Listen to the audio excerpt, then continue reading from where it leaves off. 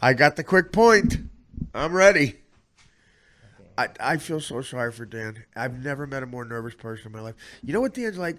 Dan's like a saved puppy. No, a saved dog. And you see the dog whenever you ever have someone who saves a dog. My sister has this cute little dog. I hate the fucking thing, but it's so loud and annoying. I mean, it's a cute little dog, but it doesn't shut the fuck up.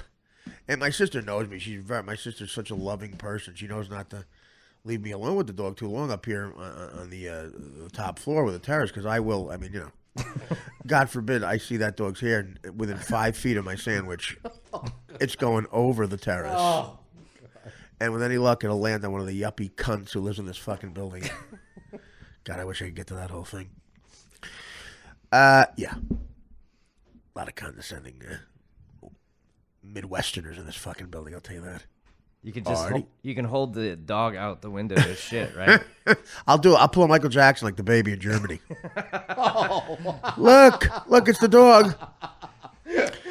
Oh. Yeah, there weren't too many. As you look back, there weren't too many red flags with Michael Jackson's life. Blanket. Name this kid Blanket. Okay, you're going away.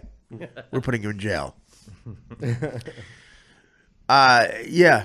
I got a lot of blonde Midwesterners who grew up with cash, like Dan. Oh yeah, that Midwestern.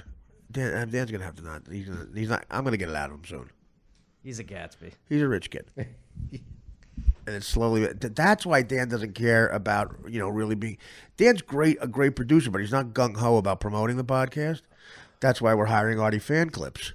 Artie Fan Clips. I got to give him fucking on air props, man. This kid, I call him AFC. Because of Artie Fan Clips. Very, very creative. But no, this kid that takes the shit from the show, and like he did. I even forgot we did this bit. Me and Gilbert were doing the podcast together. The shit, me and there's a reason Howard told us not to speak anymore during the news, and this was one of the bits. This is why I love doing the podcast. We were doing something called, instead of snakes on a plane, shit on a plane. It's me and Gilbert and a bunch of black people, and the one toilet works, and that's it, and we all have to shit from bad food, and it's like, you better land. We're all gonna have to shit on a plane. And he fucking animated. I mean, he did whatever you do on a computer. It's odd looking, but it's hilarious. It was amazing. Your face is on all the characters from Soul Plane. Right, exactly.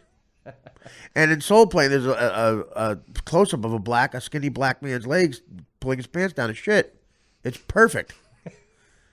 I guess you ran with it from that premise, from that scene. And Baby Gorilla Airlines. A subtle reference. And and Artie Fan, this is like the 15th time he's done that. He just comes through, man. He did Dan and Hansy. He did Danzy. Did an animated thing of that. So I'm not kidding. I mean, I assume the kid's not the head of Sibagagi. I'm sure he has time. But he's brilliant. So I'm making him the head of fucking promotions for this podcast. And, Dan's a brilliant producer and does so much, but he doesn't get into promoting the podcast because he's got money coming. That is so untrue. That is such a lie. The fact that I sit around and listen to the show over again for the best clips. Well, okay, Dan, when I leave Dan alone here, Dan, the next clip we have to isolate is when I let you end the show. Okay, that's the show. Tomorrow on the show, Michael McKeon. You were on the air? Where were you on the air? Where the fuck were you on air? Tomorrow on the show, Lenny and David St. Bevin from... Okay, I'm sorry. When I got here, he was just looking at his hedge fund statements. No, I'm saying that's why. Now I figured it out. And I asked him what he did Sunday. He goes, tennis, of course. Yeah, tennis. He's with his architectural touring group. At the club. I was sitting with my nephew. Yeah. Brunch at the club. What did you have to do, Dan? Here, it's always something more unbelievable than the other. First, he's with the geniuses for an hour. For how long? 8 hours at the Genius Bar. 12:30 to 6. Okay, he was at the Apple. We're supposed to believe that. My premise is, my theory is that he has a life partner that he spends time with. And to me, I want you to. That's blowing off steam, literally. But make these lies more plausible. What did you do yesterday? You sat at the airport with your nephew. What happened? He was flying standby to London. And okay, how old is he? He's 17. Gonna be 17. So he's not. He couldn't stay at the airport by himself at 17. I guess not. This is what rich families Everyone do, Paul. is so protected. What now. rich families do, Paul. Yeah. They coddle the children. Yeah. They coddle the children. I mean, he's like a Kennedy, probably, this kid, right? Yeah. Yeah. So that's what happens. They dress down like Dan does, so you don't ask any questions. You know, they pretend they dropped out of school. They swim naked with their other rich kids. Yeah, didn't a lot of those British royalty guys have 17-year-old nephews hanging around? Yeah, Ted Kennedy had a nephew who he hung around. He was my ward. Yeah, that's what I mean. So Dan, I was very generous with Dan. I gave him a percentage of this podcast, the profits. So far, he owes me money. And, you know, so if I do well, he does well. But he doesn't care. Why? Because his ship already came in.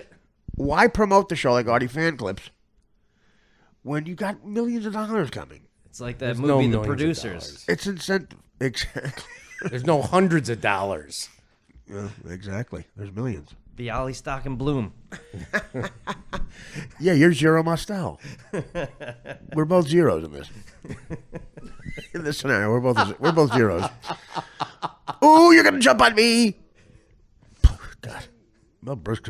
You know, in hindsight, Mel Brooks wrote some fruity shit. Dan, now I get it. I'm sorry. So I've hired Artie Fan Clips because he's hungry.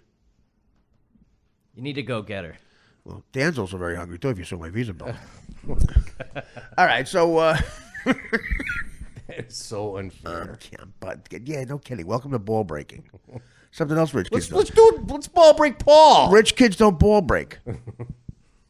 That's why you're all very That's nice. the only reason you're here. So You're I all- take some of the heat off me. You're all very nice to each. Oh, that's nice to say to Paul. I'm just in between you guys. I haven't gone up for you. Paul looks like he has AIDS, first of all. How much weight did you drop? Paul, first of all, that voice you're hearing, the great Paul Morrissey, as always. Hey, how's it going? What's everybody? now? What? You lost a lot of weight? You think so? What do we think? Yeah, come on with this coy attitude. You know you lost No, weight. I'm serious. Yeah. I think I'm just Dan, dressed how much better. weight? You like A lot. Yeah. Yeah? It's Absolutely. the new girlfriend. Yeah, yell out a little louder. She's here, Dan. I know that. You are so not a guy. Like, he doesn't know how to buzz balls like a guy. That was very What- Oprah-ish. Exactly. That's what a chick does. Here's your new girlfriend. He did it in that chick tone. Rick Someone's Steve. got a new dress. That's not what guys do. Someone went to the jewelry store. Well, Dan had fucking chicks out of his system by 20. So he went to go see Woody Woodbury instead of go to a beach party. Did you hear that episode? No. Oh, God, you're so behind. You'll have to listen to it. I don't have time. I just know the Rick Steves episodes. No, we jump from Rick Steves. We're not doing. I mean, the writing is so on the wall. It was the meeting of the chocolatiers. He's got chocolatiers on his pillow. Speaking of chocolatiers, yes, snake on a plane, second on a plane, blacks on a plane. So Artie Fan Clips, he's very excited. He's going to get part of Dan's percentage of the back end. Why not all of it? Because I'm telling you. Are we certain he's out of prison, Artie Fan Clips? Well, we're going to figure it out. Or is he a 7-year-old kid? We're going to figure. If it's anything like Artie Stern Fan Nation, holy shit.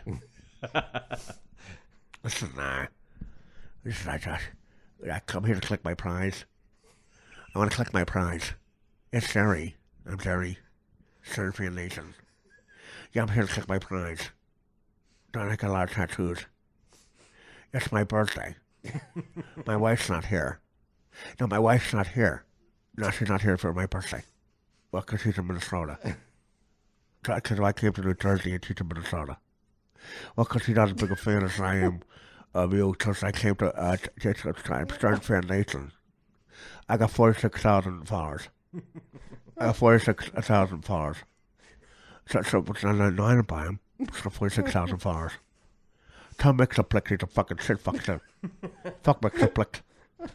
Mixaplex can go fucking suck my dick. He's fucking trolling me on the internet. I'm Stern Fan Nation. I'm Stern Fan Nation. I got 46,000 followers. And fuck you, you win the contest. I win the contest. I win the contest because I got the more people to sign up for the podcast. You know what it wasn't advertised on Facebook. It wasn't advertised on Facebook because Dan got back end money. Dan doesn't care because he's got that inheritance coming. That's why he didn't put it on Facebook. He doesn't care if the show makes money. because he's got a lot of money coming from the laundromat. And the other business that his father was in. He's a big Cubs fan. I'm from Long Island. I moved to Stern Fair Nathan. I changed the name of my town to Stern Fair Nathan. And I'm an enemy of Mixaplex. Mixaplex and Monica and Andrew Carlock and Rick from LA on the artycorner.com. They're my enemies. They're my enemies. They're my enemies. They're my enemies. They're my enemies. I'm Stern Fair Nathan. I called it, everybody's so politically correct now, Art. Guess what happens? I called a wrap-up show, and I said slimy nigger. And they got offended. Remember the old days? No, actually, you could never do that. That's actually very offensive. No, like, what? I thought you'd agree with me. No. I'm not in the Klan. I just said slimy nigger. Remember the old days when Howard laughed at that when you would just say slimy nigger? No, he never laughed at that. Okay. Let's move on. Can I come up to your apartment? I know you were worried about me going to your apartment because you thought I was going to come here because I threatened to like send you a bomb. Remember, Mixoplex is overreacting, but I did threaten to send you a bomb that would blow up, and I did threaten to shoot you, and I did threaten to kidnap you and your family and drown you.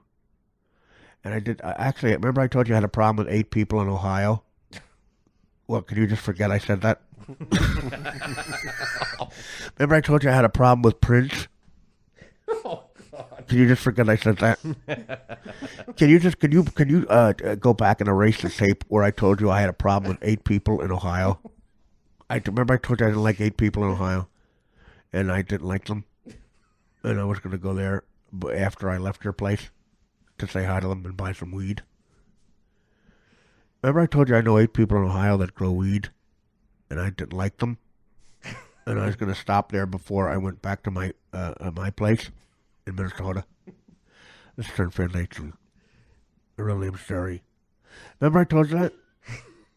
Yeah. Could you just forget? Could you erase somehow that I told you I wanted to go visit these 8 people that I dislike in Ohio? Could you edit it to where I say I really like these 8 people, and I would never harm them? Did you ever hear him tell the aristocrats joke? It's the aristocrat. Yeah, so I come back and this act is what they're slinging for me, and they said, "Oh, say I fucked them in the ass, and they slimy nigger." And I said, "So what do you call yourself?" And they said, "The aristocrat." I said, "You call yourself racist?" They go, "No, I call it the aristocrat." I'm starting for Nathan. Could you erase the part where I said I didn't like Prince? Could you erase the part where I said I was going to punch Prince in the face and make him swallow Percocet? You know that part where I told you I was going to make Prince swallow Percocet? Was that on the air? Okay, could you just take that off the air? Yeah. Remember I told you I dislike my wife? I mean, for the future, could you just take that off the air? Could you say that could you edit it to where I say I would never in a million years drug my wife and drown her with a pillow? I would never dip a pillow in chloroform and put it over my wife's head and then decompose her with the other 8 people I disliked in Ohio and Prince. Could you just make sure that... Remember I told you I didn't like Sharon Tate?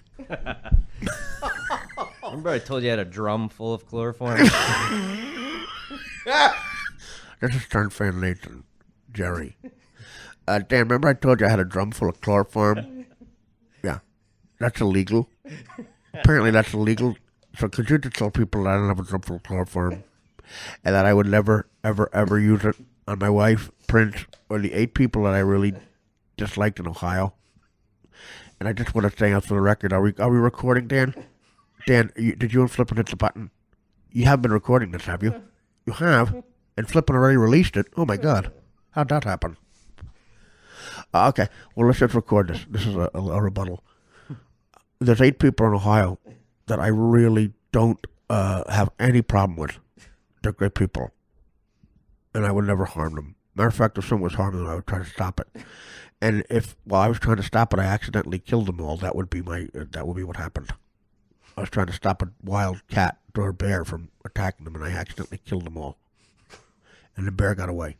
And so did I. I mean, I just left. Getting away is the wrong term. And I never wanted to pour Percocet down Prince. I just want to say Percocet a couple Percocet. Percocet. Percocet. This is Stern Fan Nathan. Can I buy some Percocet? Percocet. Percocet. You know what? I have to stop. I could do that for about 14. I could do it till I die. It's more fun to say Percocet when you're on Percocet.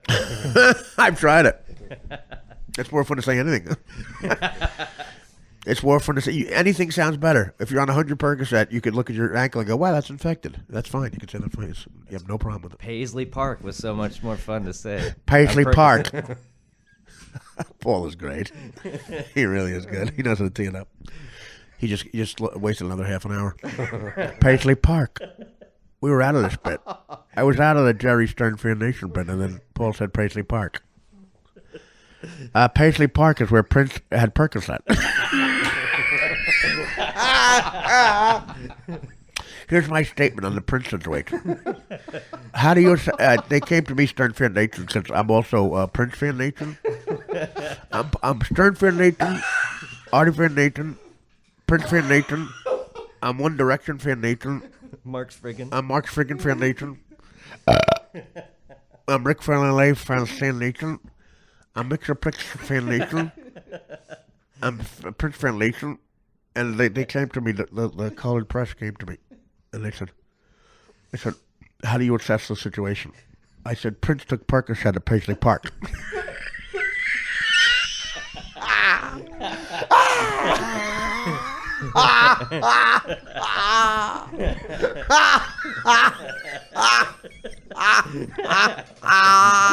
Excuse me while I throw up laughing.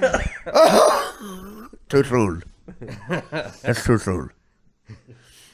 Pretty much. Here's pretty much what happened. Prince took Percocet at Paisley Park. Yeah, it was Raspberry Beret.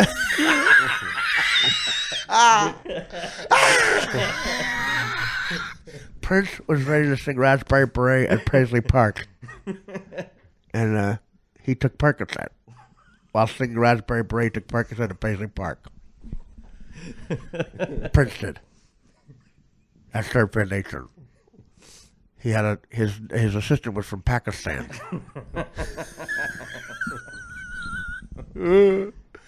Yeah. I just want your extra touch in your kiss. This is what it sounds like when doves cry. When people cry. People cry. That's what it sounds like when Prince takes Percocet at Paisley Park. We have no proof that Prince took Percocet at Paisley Park.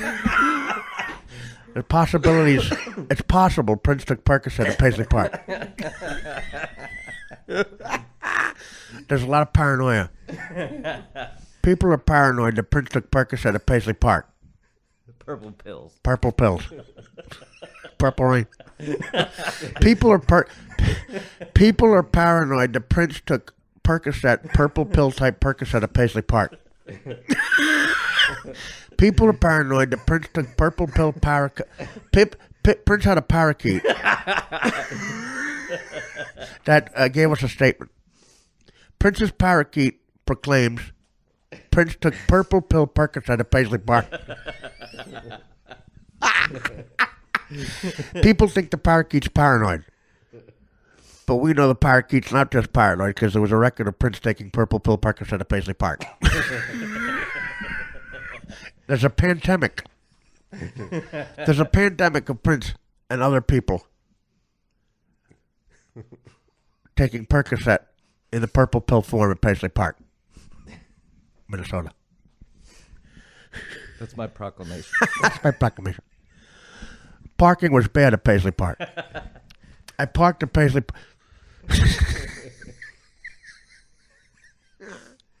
What's a car that starts with P? Pontiac. Nice, Dan. Maybe he does want the bacon. Prince, I parked my Pontiac at Paisley Park, and when I found out Prince took purple pill Percocet at Paisley Park. Pack of pickled peppers. Prince took a pack of pickled peppers at Paisley Park. Clean copper clappers that Clara kept in her closet. I found the clean copper clappers my cleaning woman Clara kept in her closet, and if I find Claude Cleffer of Cleveland, who kept his clean copper clappers in my cleaning room's closet. I'll clobber him. And Stern Fan Nation will still tweet about him posthumously. Stern Fan Nation. Boy, Dan took a long road for that one. That was a long road to get to posthumously. See, that's why Dan's not a comedian. Look at how disappointed. Stern Fan Nation took a long way to get to the... Stern Fan Nation... Let me try to do Dan's joke. Stern Fan Nation took a long way to get to the posthumously... No, doesn't work. That's good, though. It ended the bit. The clunker ended it. Was that producing? Was that producing? Did you make a shit joke on purpose to end the bit? Because that's great. No, I did not. But you should have said yes. I did have a kid that used to work in the office at school, and he had that affectation. So whenever he'd come over the loudspeaker, he'd go, "Pick up, please." I am so immature. I think I told this story before. The second season I was on MADtv, Fox hired all these smoking hot public relations chicks. They were like 24 years old, right out of college, hot blondes. And the slogan for Fox was, "It's a super season" on Fox. And one of the chicks, she was gorgeous, so fucking sexy, big-titted blonde. She had a lisp, a bad lisp. And she had to say, "It's a super season" on Fox. But, we've had no guilt making fun of her because she was hot. She just had it in life. Mm-hmm. And she was one of those chicks, "I'm so hot, I'm going to lisp in front of you, and no one's going to care." And it was true. We just all wanted to fuck her anyway. So we made her, me and my buddy David Herman, who was on MADtv, the kid Michael Bolton from Office Space, such a talented kid. He was like my best friend. We were making her say, we were trying to make her say NES, no lie, Schwoozy Kurtz was actually going to be a guest. She was on the show, and we heard there's a first of all two parts to this question. What is the slogan again for the show, for the season? And isn't there some actress? What's the name of the actress going to be on Melrose Place? It's a super season on Fox and Schwoozy Kurtz. Okay. We said, you know what? At the end, we were getting looks from people when people were mad because we were very immature. That's a very immature, hateful, bullying thing to do, and I don't recommend it. But we were immature. It was 1995. So we said to her, we were just talking. We were trying to continue the bit, but people were talking about where they went to college. And I didn't go to college. I was very self-conscious about that. And neither did David Herman. Neither one of us we didn't go to college. And it came around to this chick, and we asked her, "Where'd you go to college?" And we forgot about the whole list thing. And she looked at us and went, "San Diego State." She said, "San Diego State." And we, I don't know, we actually pulled a muscle laughing. Did she say "suffer and succotash"? Suffer and succotash. Wile E. Coyote. Super genius. I kind of like the way that rolls out. Wile E. Coyote. All right. Look. Necessary. It's Mixoplex. Anyway, I love Stern Fan Nation, but he spoke. He had a little speech impediment. Yeah, so the Prince story continues. First of all, they're not doing him any favors, his friends, by they remind people he was a Jehovah's Witness and a vegan, a health nut. The dam is going to break on this story, guys, and guess what? Maybe he could have had a couple of pieces of red meat and not, 42 fentanyl patches before a show. There's all sorts of rumors flying that he was on dope since the 80s, stage fright, anxiety. Listen, if it comes out and that's the case, do not judge this guy. You know how hard it is to keep up being Prince? Holy shit. You do that once in those outfits with that hair. I mean, it takes me, I can't, I get anxiety getting dressed for a show and I look like me. I literally, the way I get ready for a show is I smell the shirts on my floor. If it doesn't smell like a piece of Provolone at 3 Mile Island, I put the shirt on. And I do an hour stand-up, and I got to check. He's got to look like fucking, he's got to look like Napoleon Bonaparte at his birthday party. The ruffled shirts and the fucking and the bouffant hair. It's like a broad. If you're taking longer than Sheila E. to get ready, what are you doing, man? You know how hard that is to keep up every show and those heels, those fucking heels. Does he have to, like Springsteen's still, like he's pushing 70, he's still doing Born to Run all over the stage. You know why? Because he dressed like a guy. He dressed like a dude. He had sneakers on and geez, what the fuck? And a t-shirt. Give me a break. That was the amazing thing at Super Bowl, that it was pouring rain, and he's in heels. Yep. Purple rain. And he was like, yeah, more rain the better. And you would have thought he would be first drop, I'm out of there. Yeah. You know what I mean? No, I know, right, exactly. He lived that way, and, first of all, he had to keep, it said he was cash strapped, which is another red flag, hello. Guy sold 200 million records. He needed cash. What's he dropping that on? He didn't seem like the kind of guy who had, a 50,000 timer on the Vikings every Sunday. Well, I think he just never heard the word no in like 30 years. That's true of a lot of those guys. Yeah. That Carlos Boozer story, did you ever see that when he like rented? No. He rented Carlos Boozer's house. Who's Carlos Boozer? The basketball player. Oh, for Minnesota, the Timberwolves? I think he plays for the Bulls now. Is he related to Emerson Boozer? No. From the Jets? I got to take a diabetic piss. He doesn't play for the Bulls anymore. But he rented, Prince rented his house and painted the whole thing purple. And while he's renting, how long did he rent it for? Like a couple months. No. And so they said he did like $10,000 worth of damage or something crazy like that. But he just, yeah. The other thing was it said he was taking Percocet for surgery on his hip that he had in 2010. Yeah, I know. So that's always bad when there's a lingering Percocet pain. For the last that was the years. Jerry Lewis excuse for those 50. Really? Yeah. Oh, it was all my antics from when I was younger. Okay. Yeah. That's the old Spade joke. My mom gained weight. She quit smoking in 1982.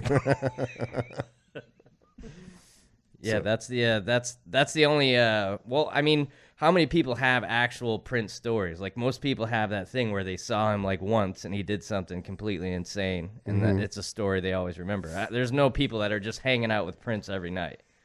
Like even that Chappelle Show sketch, when he's playing basketball, it was like he just disappeared and reappeared and played basketball with 5 guys from the Revolution.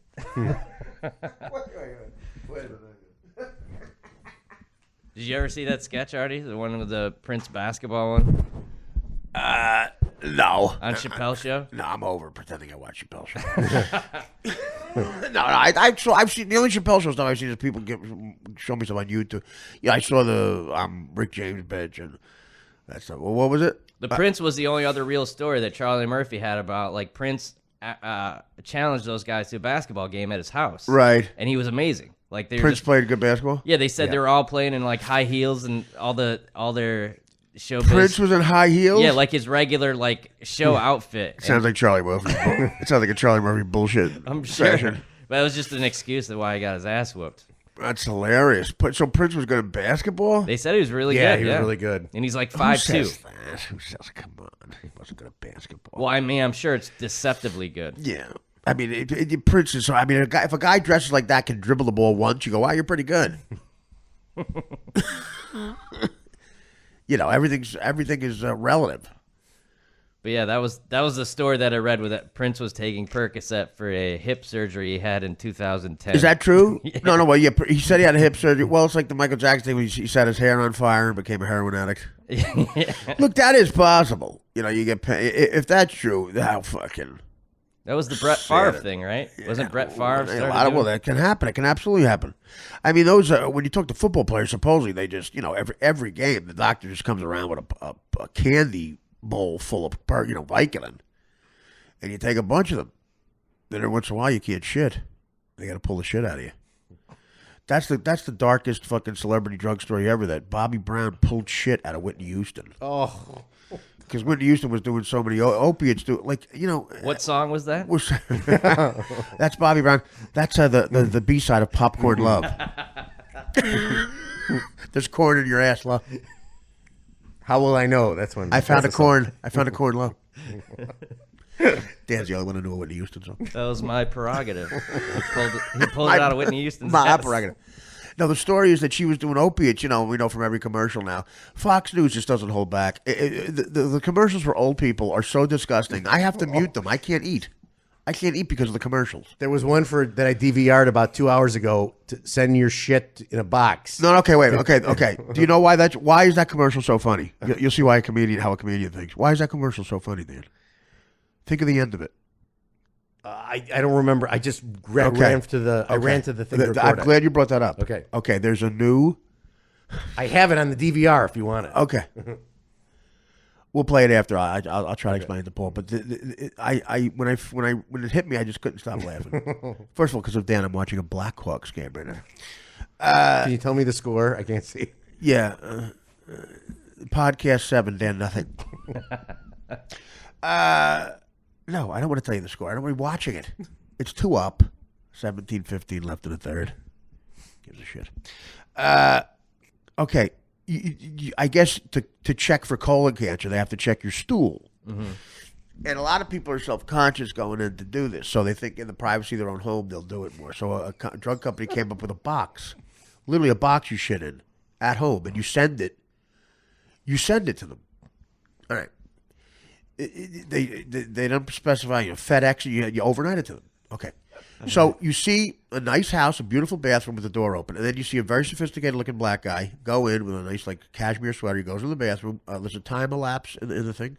In the commercial, you see a black screen. Cut to the guy comes out with his box of shit. Clearly shit's in the box. And guess what pulls up? A big brown UPS truck. The official people they use is Big Brown.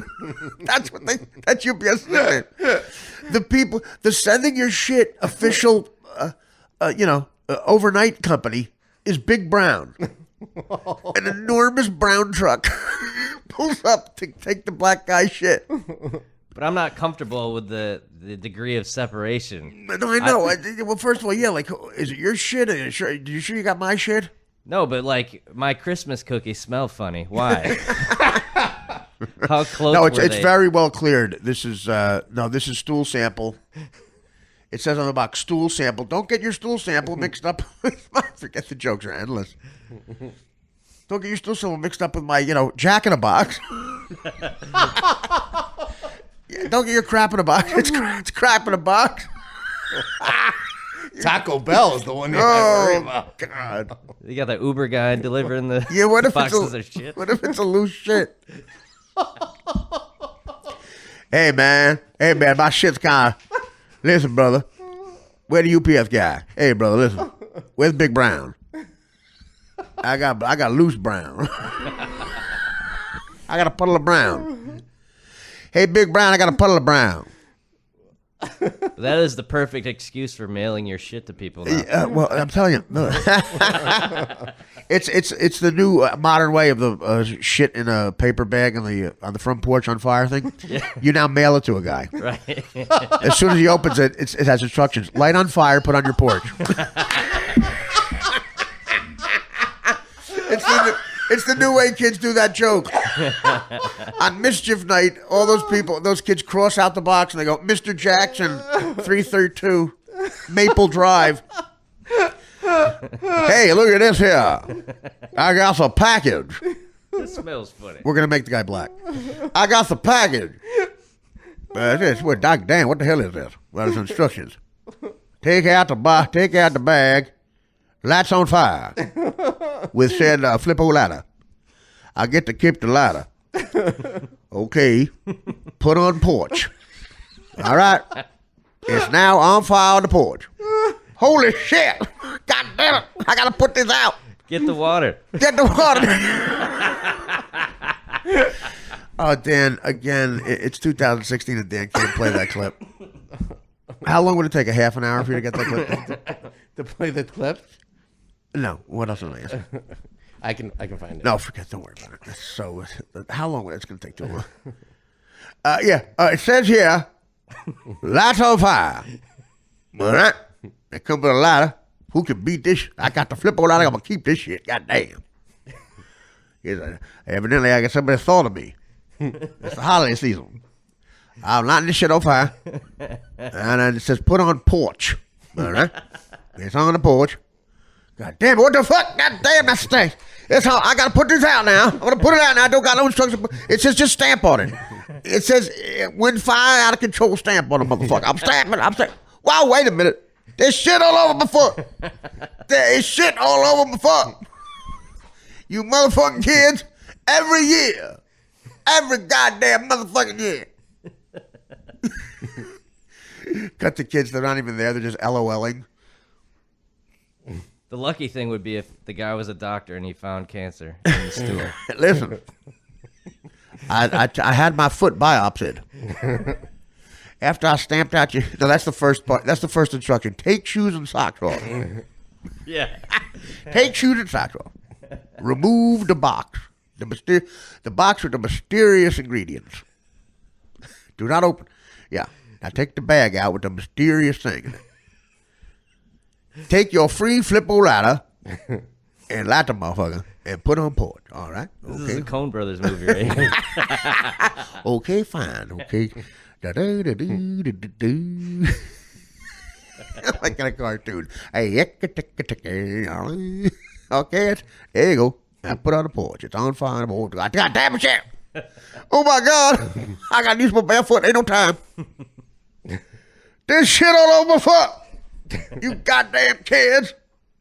Motherfucker. But now let me see you. Hi, this is Sunfield Nation. I can take care of those kids if you want. They got me with that trick every fucking year they get me with it. I fell for it for the 6th year in a row. What year? 6th. Not the 5th. No, it's the 6th year. Yeah, listen, I had my foot biopsied. The shit on my foot, yeah, it's cancer. It's cancer. Turns out it's what? It's cancer. It's cancer. Yeah, it turns out it's cancer. You got colon cancer. You got the colon. And you know your colon? Are you Christian? Start saying your prayers. Because you got Christian colon cancer. The good news is I fell for your joke. The bad news is you got colon cancer. I got good and bad news. Listen. Well, for me, it's bad. It's good news for you and unbelievably great news for me. I fell for your trick. Yeah, my wife is still boiling my foot.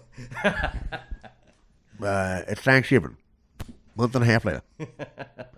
But the great news is, you got cancer. Get your affairs in order, motherfucker. Yeah, so the company that wants you to send shit in a box to a lab, the truck that takes it is the exact color of shit. The big brown truck pulls up and takes his shit. Well, there's my box of shit. It's waiting for Big Brown. You know that's UPS's nickname. Yeah. Their slogan for a while was, "What can Brown do for you?" Yeah. Well, I'm serious. That's what it was. Yeah. The bad news is I spilled your sample on my UPS uniform. We can't find it. It matches, but the bad news is I'm wearing shorts. That's the good thing about a UPS uniform. If you get shit on it, nobody can tell. Unless, of course, they have the sense of smell. When you have a lunch with somebody, because it's a common thing with a lot of UPS people, we get shit on the uniform. So, if we somehow get the smell to go away, it'll be good. Because you can't see the shit. I can't see shit. I can't see shit. Just makes a place. Can I get a Black Hawk score? Oh, my God. It was so fucking funny. So, yeah, this narrative that Prince was completely healthy is, I think it's going to get blown out of the water. A lot of these guys, it's hard. It's hard keeping up a performance schedule like that. And when you got to look like that. Again, Paul, we as comics, we have it so easy. I was talking with Tell about this the other night. You don't need any props. I mean, unless you're Carrot Top or something. I'm talking about a typical comic. You just need a mic that works. And, you know, if you're Wayne Brady and you have your rider, you have a 43-inch TV. Supposedly Wayne Brady measures, you know, I talked to Greg Fitzsimmons open for Wayne Brady. Yeah. And Brady treated Fitzsimmons like shit, and that's the wrong guy to treat like shit because Fitzsimmons will get you back. That's one vindictive motherfucker. But I love Greg, and I applaud him for doing this. Brady at the top of his whose line is in any way fame. And he has somebody measure the TV because in his rider it says, I need a 53-inch TV or something. Yeah. And if it's 52 inches, he fucking won't. He threatens not to go on. Yeah. What? What is the improv game? Okay, you're the biggest asshole on the planet. Go. He did. I think Fitzsimmons did tell this story. I don't know if it was secondhand, but it basically was that, you know, Robert Morton, the Letterman guy, was like the producer on Wayne Brady's like talk show or whatever it was. Right. And I guess they were arguing over some joke, and Wayne didn't get the joke or something. And then they saw Wayne bend over, and he saw that he was wearing G-string underwear. What? Oh God! And I guess Robert Morton decided, I can't make this guy funny. Like he just decided, like just from that, to quit. And Wayne Brady's like, well, guess what? God already did. I wrote a song about it. Yeah, I wrote a song about it real quick. Okay, well, I'll do this James Brown and Michael Jackson. Norm had a great line in the writer's room of the Norm show. He was like mad at those guys because they didn't put in a lot of time, and they wanted to hire somebody from Whose Line Is It Anyway, one of the performers, to be a writer. And he's like, how do you know he can write a good script? I go, well, he comes up with stuff. Norm goes, off the top of his head. And Norm goes, yeah, if we ever have to write a script in 30 seconds, we'll call him.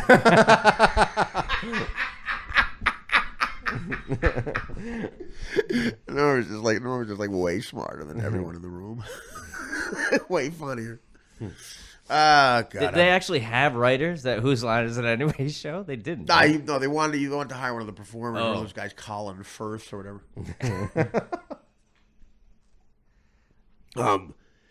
So improv hands. Want to do one of the scenes? Would be. Yeah, that's like the biggest hack. What is it? Joke. It's like, you know, when you call someone up and they have the person put their hands through, and you're like, oh, I got something. Oh, right. Like that's literally like the worst road hack. I got in trouble for I get like, you know, again an offensive joke. I guess for there was a game called World's Worst. We used to play this game. I got involved. I threw my hat in every ring when I first got to New York. Went to New York to do stand up to try to make it in comedy or whatever. In like 1991 is when I first started going in full time. I tried stand up in '87, but '91 is when I saved some money and I was able to go in. And I tried an improv group, stand up, sketch stuff, whatever the fuck I could do. So I got in this improv group called the Improvables at the old New York. There was a New York comedy club on 2nd Avenue and 49th Street. It's the same guy who just sold it on 24th Street, Al Martin.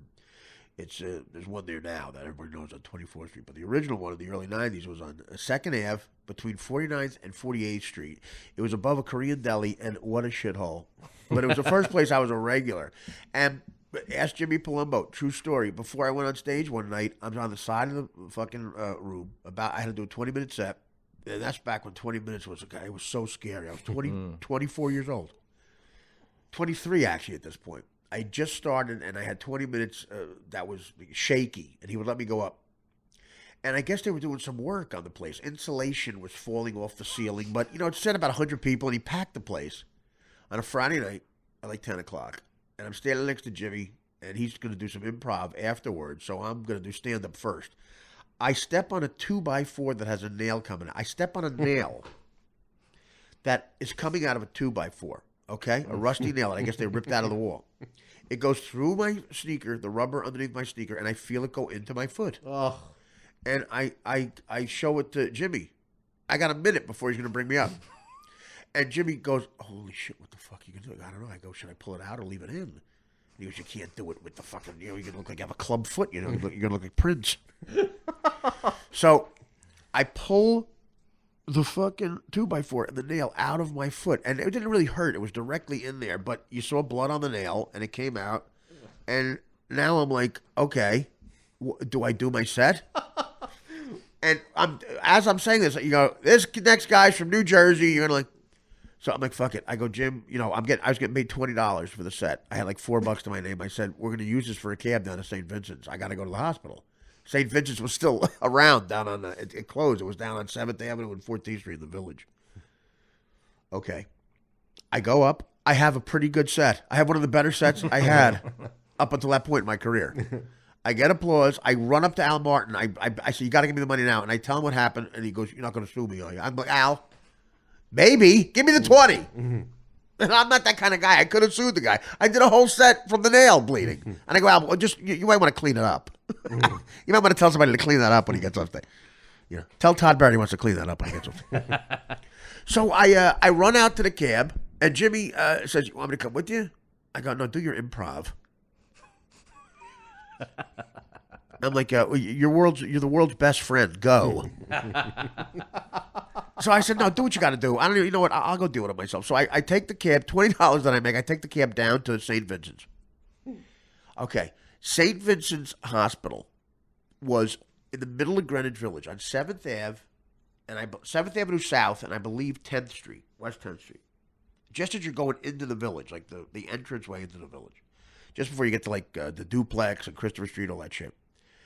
Okay. The emergency room on a Friday night at 10 o'clock. What do you think that looked like? It looked like, everybody looked like Prince, but without the talent. Imagine if Prince never wrote Let's Go Crazy. And he just went crazy. Imagine Prince just went crazy. That's when you first met Rick Shapiro, I think. Rick was actually one of the orderlies. So I got a bloody foot. I tell the woman, at the desk, she's like, okay, I've had enough of your bureaucratic bullshit. I fill out every form. I wait like 2 hours. I go to a doctor, Indian gentleman, not woo woo, the other kind. He goes, when is the last time you had a tetanus shot? Only in New York could your cab driver, the guy who sold you a Playboy, and your doctor all sound the same. Okay, you're at St. Vincent's, and the fare is $8. Okay, you said you want a hustler and a cracked, okay, it's $20. You need a tetanus shot. All the same guy. You want Latin inches? Latin inches? I forgot it. That Florentine thing. We played that, right? Yeah. Like, Meet the Creeps. Oh, yeah. God, I forgot about that one, too. God, what a body of work. So the guy goes, you need a tetanus shot. What is it? Have you had one in the last 5 years? I go, you know what? No. He goes, well, you know what? He put some shit on it, and he gave me a tetanus shot. He goes, you'll be fine.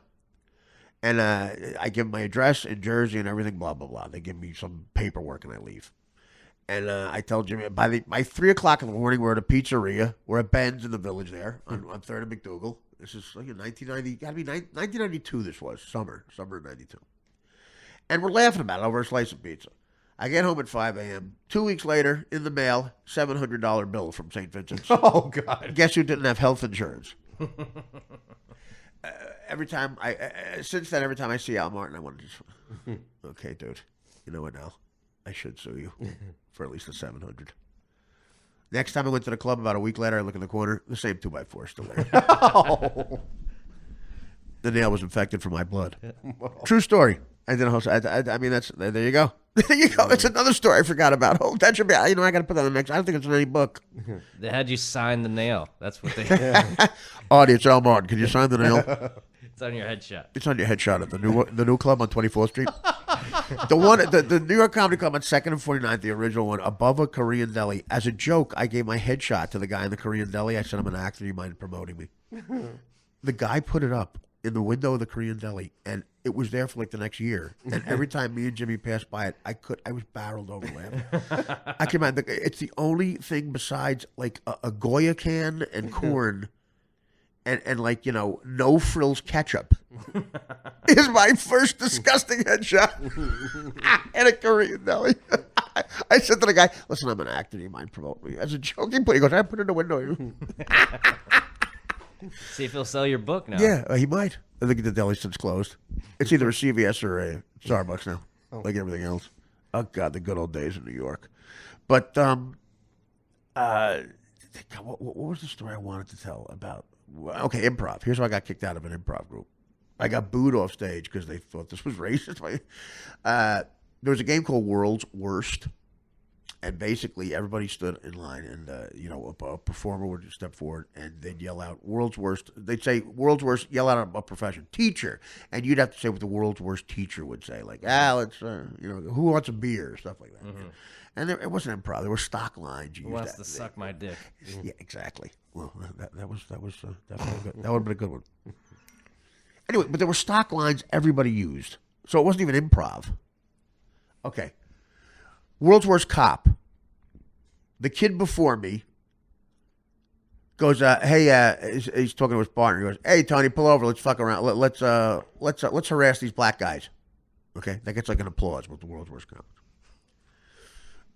Okay. Next one is World's Best. They changed the name. Okay. They stop. They go, okay. They try to change it up on you to fuck you. So right before I go, it says World's Best. I come World's Best Cop. I come forward and I go, pull over. Let's fuck with these black guys. Let's harass these black guys. And booze. I get booed. I'm like, look, I'm from North Jersey. I said, well, World's Best Cop, man. I may be under investigation. So, World's Worst Cop. Well, let's pull over. Let's fuck with these black guys. World's Best Cop. Let's pull over. Let's fuck with these black guys. If anybody wants about that noise, that's my ice and my water. What I do is I put Poland Spring bottles in the freezer now, and I get them just iced up enough to where you crack the ice. And now, listen to that. That is ice. That is ice in my Poland Spring water. Oh, it's perfect. It's so chilly. Okay, so Twitter went nuts today, and I'm very proud of Twitter. I finally said, fuck it. Artie Fan Clips, he does that Twitter type animation to a lot of bits we do. And the last thing he did was, me and Gilbert did a bit called, instead of soul plane, shit on a plane, or snakes on a plane, shit on a plane. And the premise is Gilbert and I are on a plane with a bunch of African Americans, like soul plane. And one toilet is the only one that works. And it gets clogged. And everyone has to shit from bad food they got at once. And it's, shit on a plane, it's called. And we're all terrified that we have to land, make an emergency landing, otherwise we're all going to have to shit on a plane. And he takes the actual dialogue that Gilbert and I use, and he puts it in this animation that's so fucking hilarious. And he does it. He's did it to a million bits we've done. And so I said, "Fuck it. We're really negotiating with the guy. And he's going to be our promotional guy. I think we need that kind of guerrilla marketing, because I said to the people, I said, listen, I'm having so much fun doing this fucking podcast. I'll always do stand-up. That's like therapy for me. But besides that, I'll give up everything else. No more auditioning for HBO shows. No more, books and book tours. No more extended road gigs. No more specials up in Montreal, or no more specials I even tape for myself for Comedy Central. And I won't waste time doing anything except stand up on the side. That I may tape every once in a while for YouTube. Who doesn't? Who cares? And this podcast. That's it. If I get enough subscribers. We have enough subscribers to where this is a little business. It's fun, and certainly the amount of money that'd be worth it for an average person. But to cover the way I want to live, I need a certain amount. And it seems to be very important to people, this show. And it's important to us. We love that the people that, hear it love it so much. So if you guys have time, you can help me sort of help Artie Fan Clips and whoever else I might want to hire. Promote it. To blast it out, because my new agent, this place, UTA, they're the best at what they do. They have a digital department. They're supposed to help me out, too. And once I start shooting this Apatow show for HBO and it airs, I'll be all over the place doing promotional shit. So we'll plug it there too. But the guerrilla stuff that we're talking about, the baby guerrilla marketing, we're calling it baby guerrilla marketing. BGM is its known over at Spiegel and Ground. BBD&O calls it baby guerrilla marketing. That Artie Fan Clips will be the head of. Any ideas you got? Now, I asked people, what are your favorite clips that we could use? Because we're going to put together a package of stuff. And immediately, the Twitter went nuts. It as the kids say, blew up. And with all these bits that I forgot we did. like the shit. I forgot we did shit on a plane. And Artie Fan Clips had 20 of his top bits. He goes, I got many more coming. And in a row. And a bunch of people followed. It was just so flattering. And, you know, it's encouraging to go forward. And in under a year and a half, a year and 4 months, Danny and I have done 250 of these. There's thousands of hours of shit we got here. And I'll do nothing but this. And a little stand-up if we can hit a certain amount of subscribers. So, I promised people that I would play some of these clips they sent. The original, I think Artie Fan Clip's favorite one was the original Difference. The Difference with Ashton Kutcher. You know, I noticed watching a Walter Payton NFL tribute to Walter Payton. He's 30 for 30 for Walter Payton. Ashton Kutcher's in the documentary. Walter Payton called himself the Sweetness.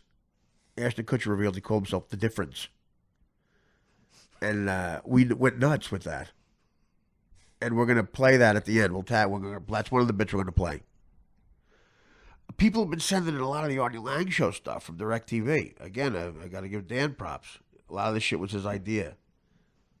The Moschetti weather stuff. It's all really funny. Like, I'm very proud of all this stuff. I really am. And Dan Dierdorf Abbey with the twins was something a lot of people brought up. So we're going to tag this show with the whole difference bit. Mrs. The first difference bit. Yeah, that's more visual. And the audio from Dierdorf Abbey. And maybe one or two more things that you sent. But keep sending them. And, you know, Danny doesn't seem excited because he's got money. That is so untrue. Paul, be my friend here. And does Dan look excited? I mean, it really is like pulling shit out of a fucking plane. He's just checking the stocks at the end of the day. It looks like, did your family buy up a bunch of yen or something? I did some research on what rich kids will do. They will dress down like Dan does. Yeah. They will dress like a mental patient. He owns commodities. It's like trading places. Listen, Dan, listen, this is a Stern Fan Nation. You guys don't even know me. This is Jerry. Yeah, no kidding, we don't. I would get silver because William Devane promotes it. Yeah, exactly. You're getting something. Hi, this is William Devane. Do you so you definitely don't see a guy on Sundays? No. All right, okay. I'm giving you a chance because again, don't fuck with me. Don't do what High Pitch Mike did to me because I'm gonna look like the asshole. If I knew High Pitch Mike was gay, I would never have said the shit I said. Chocolatier. Paul sent me the funniest. No, Paul sent out the funniest tweet after that show. Paul said, "I just threw up laughing after Dan said chocolatier." I really did. That's one of the ones that he just said chocolatier like it was Mason Dan, work. was that before or after I got you the $500 Blackhawks tickets? Believe me, Dan really is mad about that. He's so passive aggressive. Like he brings that up thinking, I was just joking, but yeah. Be careful. Is that gay anger? It's not gay anger. It's having to hide your gay anger. And that's got to be a nightmare situation. Again, you're so homophobic, Dan. He's mad about the tickets? He's mad about the tickets. It's not chocolatier doesn't mean you're gay. It's just everything you say after the word chocolatier. Dan, again, a heterosexual man would never use the word chocolatier. And the first time I heard it was when you said it. And if a straight guy hears somebody, even if they know that the real way to pronounce Brussels Griffin is Brussels Griffon, you never, on a road trip with four guys up to a stand-up gig, you don't correct the guy for that. That's not a guy thing to do when you're hanging with guys. Like, I know you got all sex with women out of your system by 20. That was your excuse. What? That you when I was giving you shit about going to see Woody Woodbury in Florida, I said you were 20 years old. You're in Florida. Go to one of those great beach parties with the chicks, like doing shots with the chick's ass. I was never one of those guys that picked up chicks all the time. So what was the big deal? So you gave up trying? No, I didn't. I had a girlfriend at the time. The one from the third grade? She was not from the third grade. Well, how long have you known her? Since we were 14. Okay. Barry Manilow knew. But I didn't marry her. I married somebody else. Yeah, exactly. But you still didn't marry the person you want to marry. You? Maybe. You just again. Hello, Freud. Paging Dr. Freud. No, I told you. I know. It could be me. For a while, it could have been Mark Graves. I know he's not gay because we were at a party with Neil Patrick Harris and Dan wanted to leave. Well, that just proves he's human. Any real gay guy. Actually, Neil's a great guy. He really is. I like Neil. Neil's always been very nice to me. And I got, How I Met Your Mother, probably my favorite show, Dan, right? I can't stop quoting it. Neil, there's another, at the beach ball, Neil Patrick Harris tied my shoes. I couldn't bend over and tie the shoes for the beach ball. I couldn't do it. I could not do it. So Neil Patrick Harris, such a nice guy, bends over and ties my shoes for the beach ball. How is it any worse than me helping James Brown? Okay, about 1,000. Can I give you 1,000 differences? With you alone in the locker room putting James Brown's pants on? James Brown. Jim Brown. Jim Brown. James Brown. That would be better. Hey, Dan. Hey, Dan, what up? How Dan? Like a sex machine. Go on there, hey, Dan. Hey, Dan, my pants are down. Hey, Dan. Hey, Dan, my pants are down. Got my pants on. Gotta get my pants on. Hey, Dan, gotta get my pants on. Gotta show her. Gotta perform that. Hey, oh. Hey, Papa got some brand new pants. Hey, Dan. Papa got a brand new pair of pants. Don't fit. Get your ass over here. You took them down. Now put them up. How that you? God knows, I tell you what. Times are tough for old James Brown. You got guys give him $10 to blow him. You blew me. The deal was $20 and you put my pants back on. Here's the deal. You can blow me, but you got to give me $20 and you got to put my pants back on. And well, I have to do it quickly because my friend Arty and his cousins are coming. All right. Well, I'll be coming soon too. Yeah. I'll play both ways. All right. My pants are down. Okay, let me see. Gobble, gobble. Boy, them Chicago boys can suck a car. Ooh, yeah. Perfect. Play with the nuts. Play with my nuts.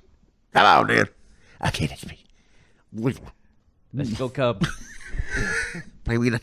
I've got your nuts here. Don't talk, motherfucker. No teeth. No teeth, Dan. I can't change no 50 either. That's Mr. T. James Brown. Didn't mean the T.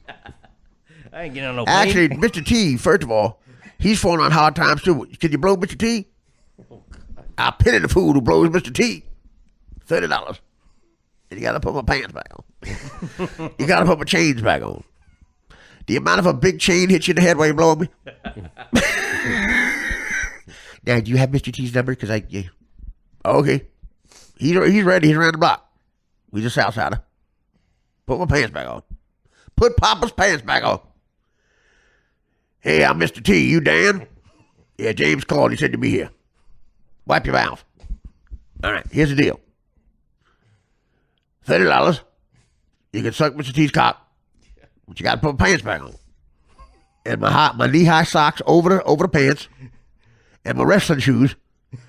And you promise not to sue me if you get hit in the head with 3 enormous chains while you're sucking Mr. T's cock. He had the suspenders, remember?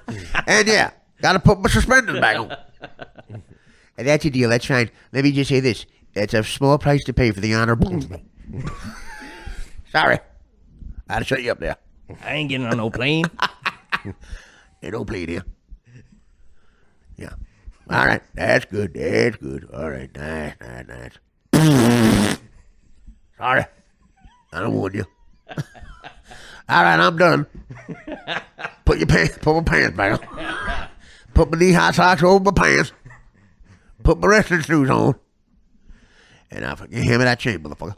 You just got the edge. The end of Clubber Lang right there. Yeah. Clubber Lang.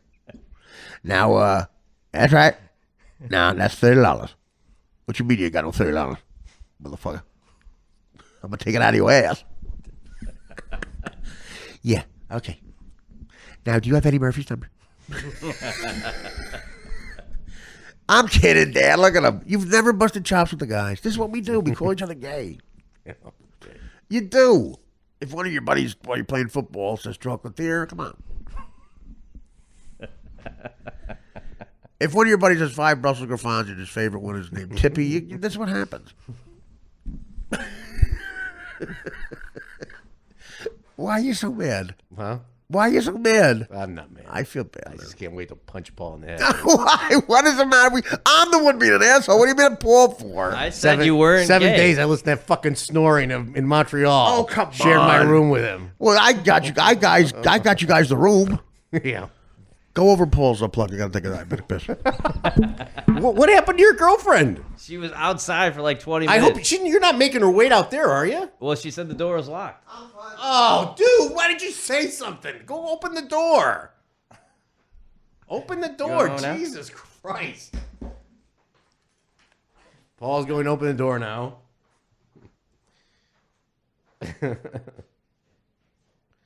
I'm not gay, by the way. She still out there? No. Oh, dude. Why didn't you say something? I didn't see you. I was looking at my phone. Oh. Plus, I don't think it was locked. But... Hey, we're wrapping this up anyway. Okay. Let's just end it. Wait, you should go over downstairs. I think she went back down. Well, she said it was locked. I think she went back downstairs. Why? She said it was locked. Dan, why did you let her in? I didn't know she was down there. I'm looking. That's why I brought her up earlier. Dan, that is so rude. Really, Dan. Hey, I'm not the one that forgot about her. You are. I didn't forget. I don't look at my phone during the podcast. I'm focused.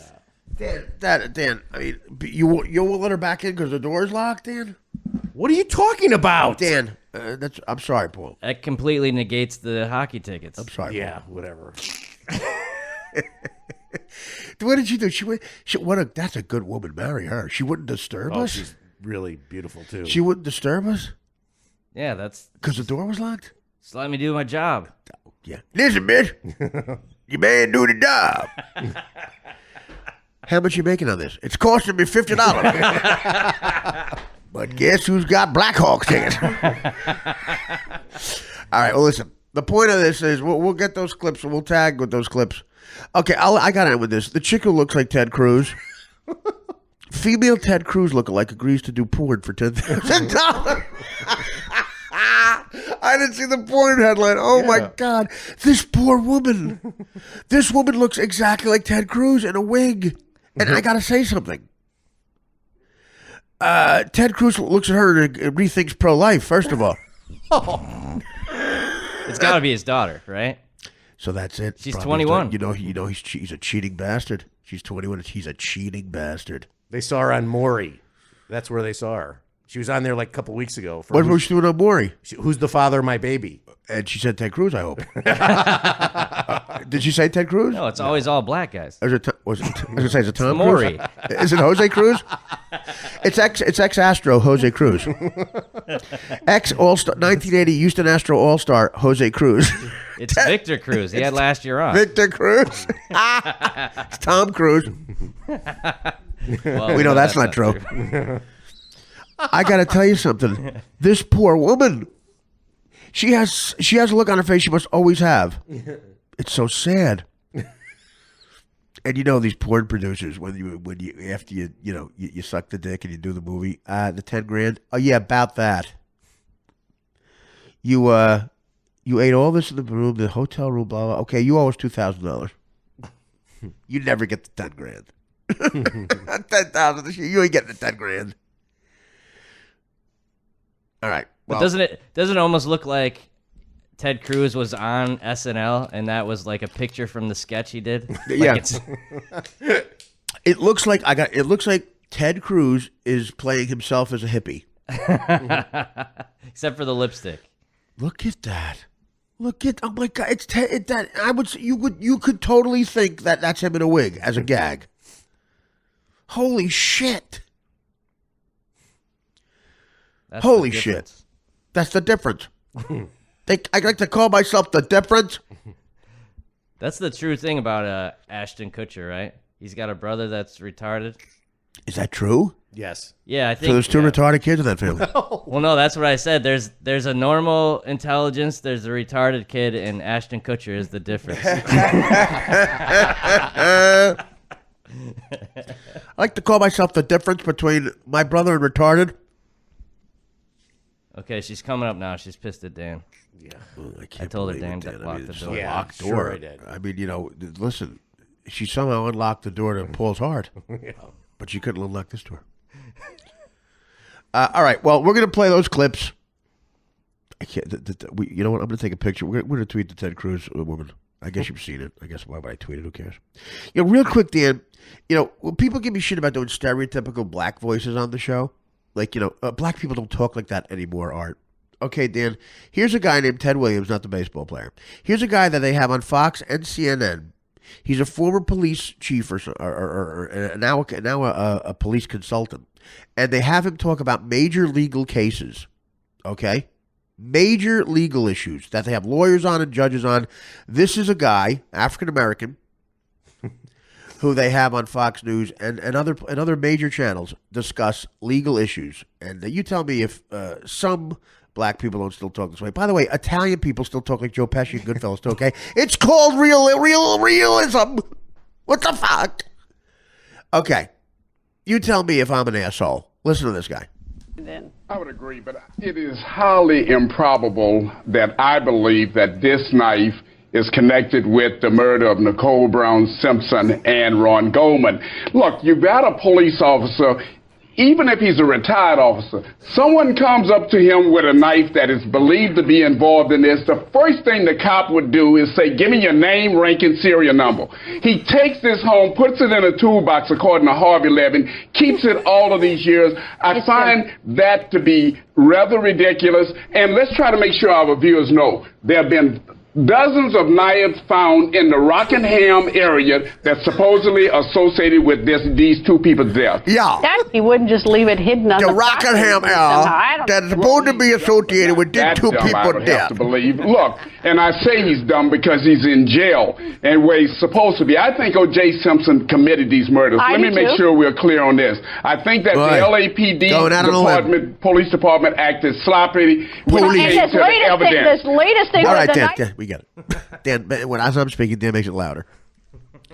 The police department. Let me tell you what. Let me go out on a limb right here and say this here.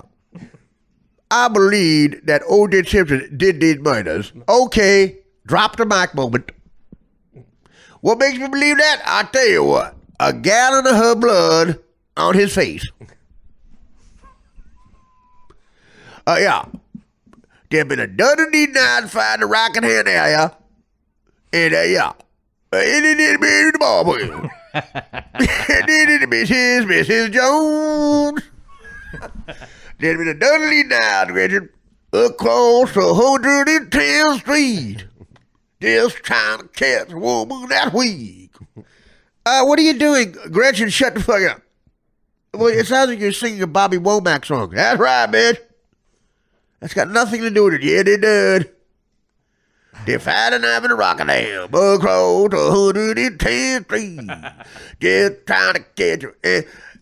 I never knew love before. Then came you. Then came you. Rubber band man. Something about that boy. So grab your cat, grab your cat. Grab your knife, grab your cane, grab your hat. Rubber band man. Get the water in the fire, you motherfucking bootleg fireworks. Stop it. Okay, here's the setup. What were we talking about before? Why do we need this? You said you said something. Oh, from the shit specimen. Shit on a plane? Oh, the shit specimen. Oh, that's right. Okay, here's the deal. This is how kids nowadays are doing the shit in a flaming paper bag bit on Mischief Night before Thanksgiving. The night before Halloween. Instead of actually leaving it on the stoop. It's called Stool on a Stoop. It's called Stool on a Stoop. They can actually overnight it in the big brown truck to a guy. And the premise is an African-American gentleman is their target. But let's see. Here are the instructions. It's Ted Williams, the guy we just heard, the cop. Okay, it says, remove box and take the bag out of the box. There's a mysterious thing in the box, in the bag. Do not open the bag. It's mysterious. It's a surprise. Okay. Now it says, take your shoes and socks off. Well, that's interesting. Okay, fine. I'll do it. They're nice enough to send me a gift. I'll take my shoes. Let me get my shoes. Okay. Now I said, take your free flippo ladder. Wow. I get to keep the ladder, baby. Who's the idiot now, bitch? Who's the moron now, motherfucker? You married to a genius.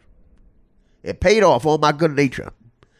I'm getting a gift. All right, it says, light the bag on fire. Okay, now put the bag on your stoop. All right, it's on the stoop. Whoa, whoa, I gotta put this out. Wait a minute. Let me get my foot. Let me put it out my foot. I can't put this out. Wait a minute. Go ahead. Put it out. Motherfucking bootleg fireworks shit. Dan, what is that? Keep playing. Dan, what are you doing? Huh? Keep playing it. I just had the clip of the get the what? I didn't get the entire minute. Dan, that was terrible. You didn't even say get the water there. Yeah, he did. You missed it. Dan, you're terrible. Yeah, you just ruined that entire thing. That was a 1 hour buildup. Did you realize how terrible it was? I was dying to know whether you wanted the whole thing or the clip that I played. What are you talking about? What do you think? Of course I want the whole thing. It's not even funny the other way. It's a minute. Well, you did the So what does it mean a minute, so? I was switching back and forth, and I'm like, okay, well, he's going to do the whole thing. Oh, you are fucking Mr. Excuse, man. Donald Trump would call you Excuse Dan.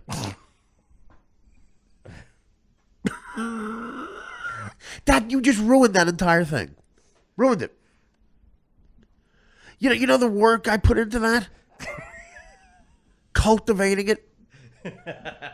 Paul, said go this way with it. I said that's funny, and I cultivated it in my head, and then we say you're gonna get it. And then I say, then I say to Dan, how long does it take to get the clip? It'll take about half an hour.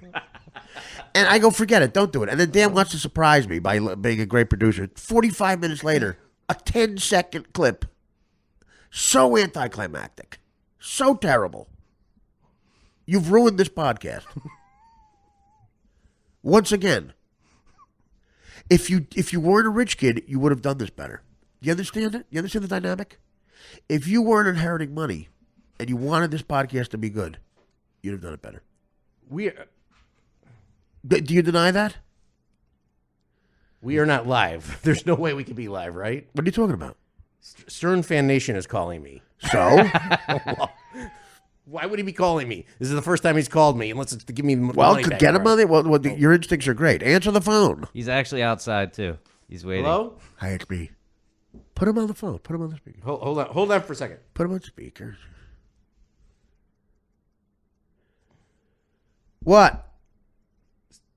Jerry.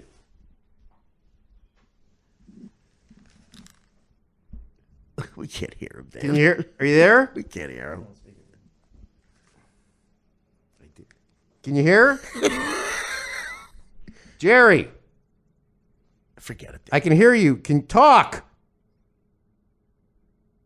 Jerry, I can hear you talk. Dan. We can't hear him. Forget it. Just hang up on him. Who cares? He's drunk, probably. Of course he's drunk. Who cares if he lives or dies?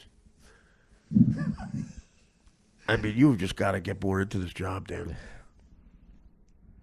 Was it 4 seconds long? I don't know. He's still This is mad what at that me. was. This was like, okay, and then I'm even doing a physical bit. I'm stamping it like an improv, like a method actor. I'm stamping, and I point to Dan. Did you want it? What? That's it. You know what? Here's the thing. If you have no money in the bank or coming to you, and you need this money that the podcast would bring you, you work on this. You cultivate it. You go, you know what? That's not enough time. I'm gonna take the time when Artie's in the bathroom taking a diabetic piss to make this better. But no. You put a stamp on it and mail it in. Hey, Danny. Yeah, Jerry, it's me. What's up? Yeah, it's Snurfed Nation. Are you guys recording? I want you to be recording. If not, put me on fucking record. You're on. I have a bombshell, and I hope Artie's fucking listening. Go ahead.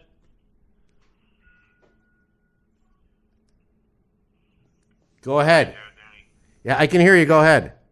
Well, I just want to say that, I want to thank you guys from the bottom of my heart, and I love you guys, and I love you already for the contest, and my whole Twitter feed, which is up to 42,000 people. Paisley Park. I'm only going off on a rant by myself, but I want to share this rant with you. I want to share this rant and let people know. And listen, there are a lot of Stern fans, a lot of old school, disenfranchised fans that totally fucking agree with me. Even Mixoplex would agree with this, that the Howard Stern show is now the Stern shit show. Do you get what I'm saying there? No, what are you talking about, Jer? Who's that in the background? That's Artie, Jer. You called my house. I know, Artie. Well, what do you want? What are you talking about? Let me tell you something. You haven't realized something. Howard Stern has been calling you out for the last 3 weeks, Art. What? He has been calling all podcasters losers. Right. And, if they've been playing Sternology early in the morning before their fucking shit show, and they've been fucking basically playing you, Artie. Right. Before the live Stern show, and playing you on Howard 100 to break up to the Howard Stern show. Right. And other people have said it, and I will always say it, those were the best fucking 8 or 9 fucking years of the Stern show. And I love Jackie. I'm a big fan of Jackie Martlin's, but the best time on the Stern show was when you were on fucking Mike. Well, thank you very much. And other people know this, that Howard Stern nowadays, he is referred to, and I will live and die Howard Stern until he dies. Right nowadays, he is the fucking shit show. Right. That's what people refer to his show as. Dan. And Hansy has called me. Just talk to him on the phone. All right. Paul, you got plugs? Hamburger. Yeah. Yeah, I'm in Seattle this weekend. Laughs Comedy Club. Paul has a website.com. That's great, man. Paul's always great on the show.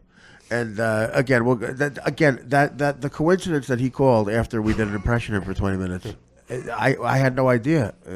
Dan, how weird is that? It's unbelievably He weird. just called. He just called after that happened. That's why I just freaked out, like something. I guess someone at Stern, again, I don't agree with anything you said about Stern. Someone at Stern got him mad. And yeah, they play my shit. Yeah, because they repeat old shows. They play a lot of my stuff. I'm very happy about that. It keeps me selling tickets. Yeah, there's people that think you're still on the show. Right. Again, it's like being on a syndicated sitcom, but one guy gets paid.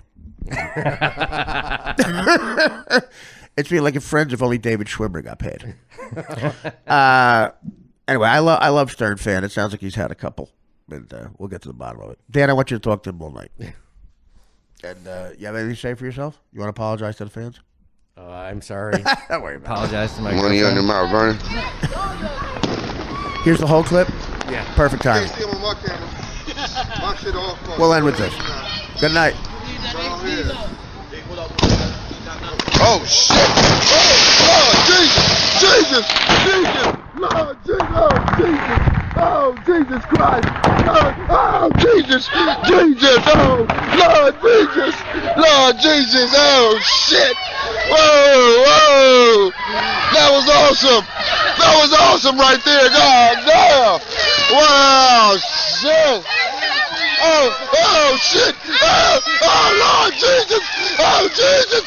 Get the water, nigga! Jesus Christ! Lord have mercy! Get the water, nigga!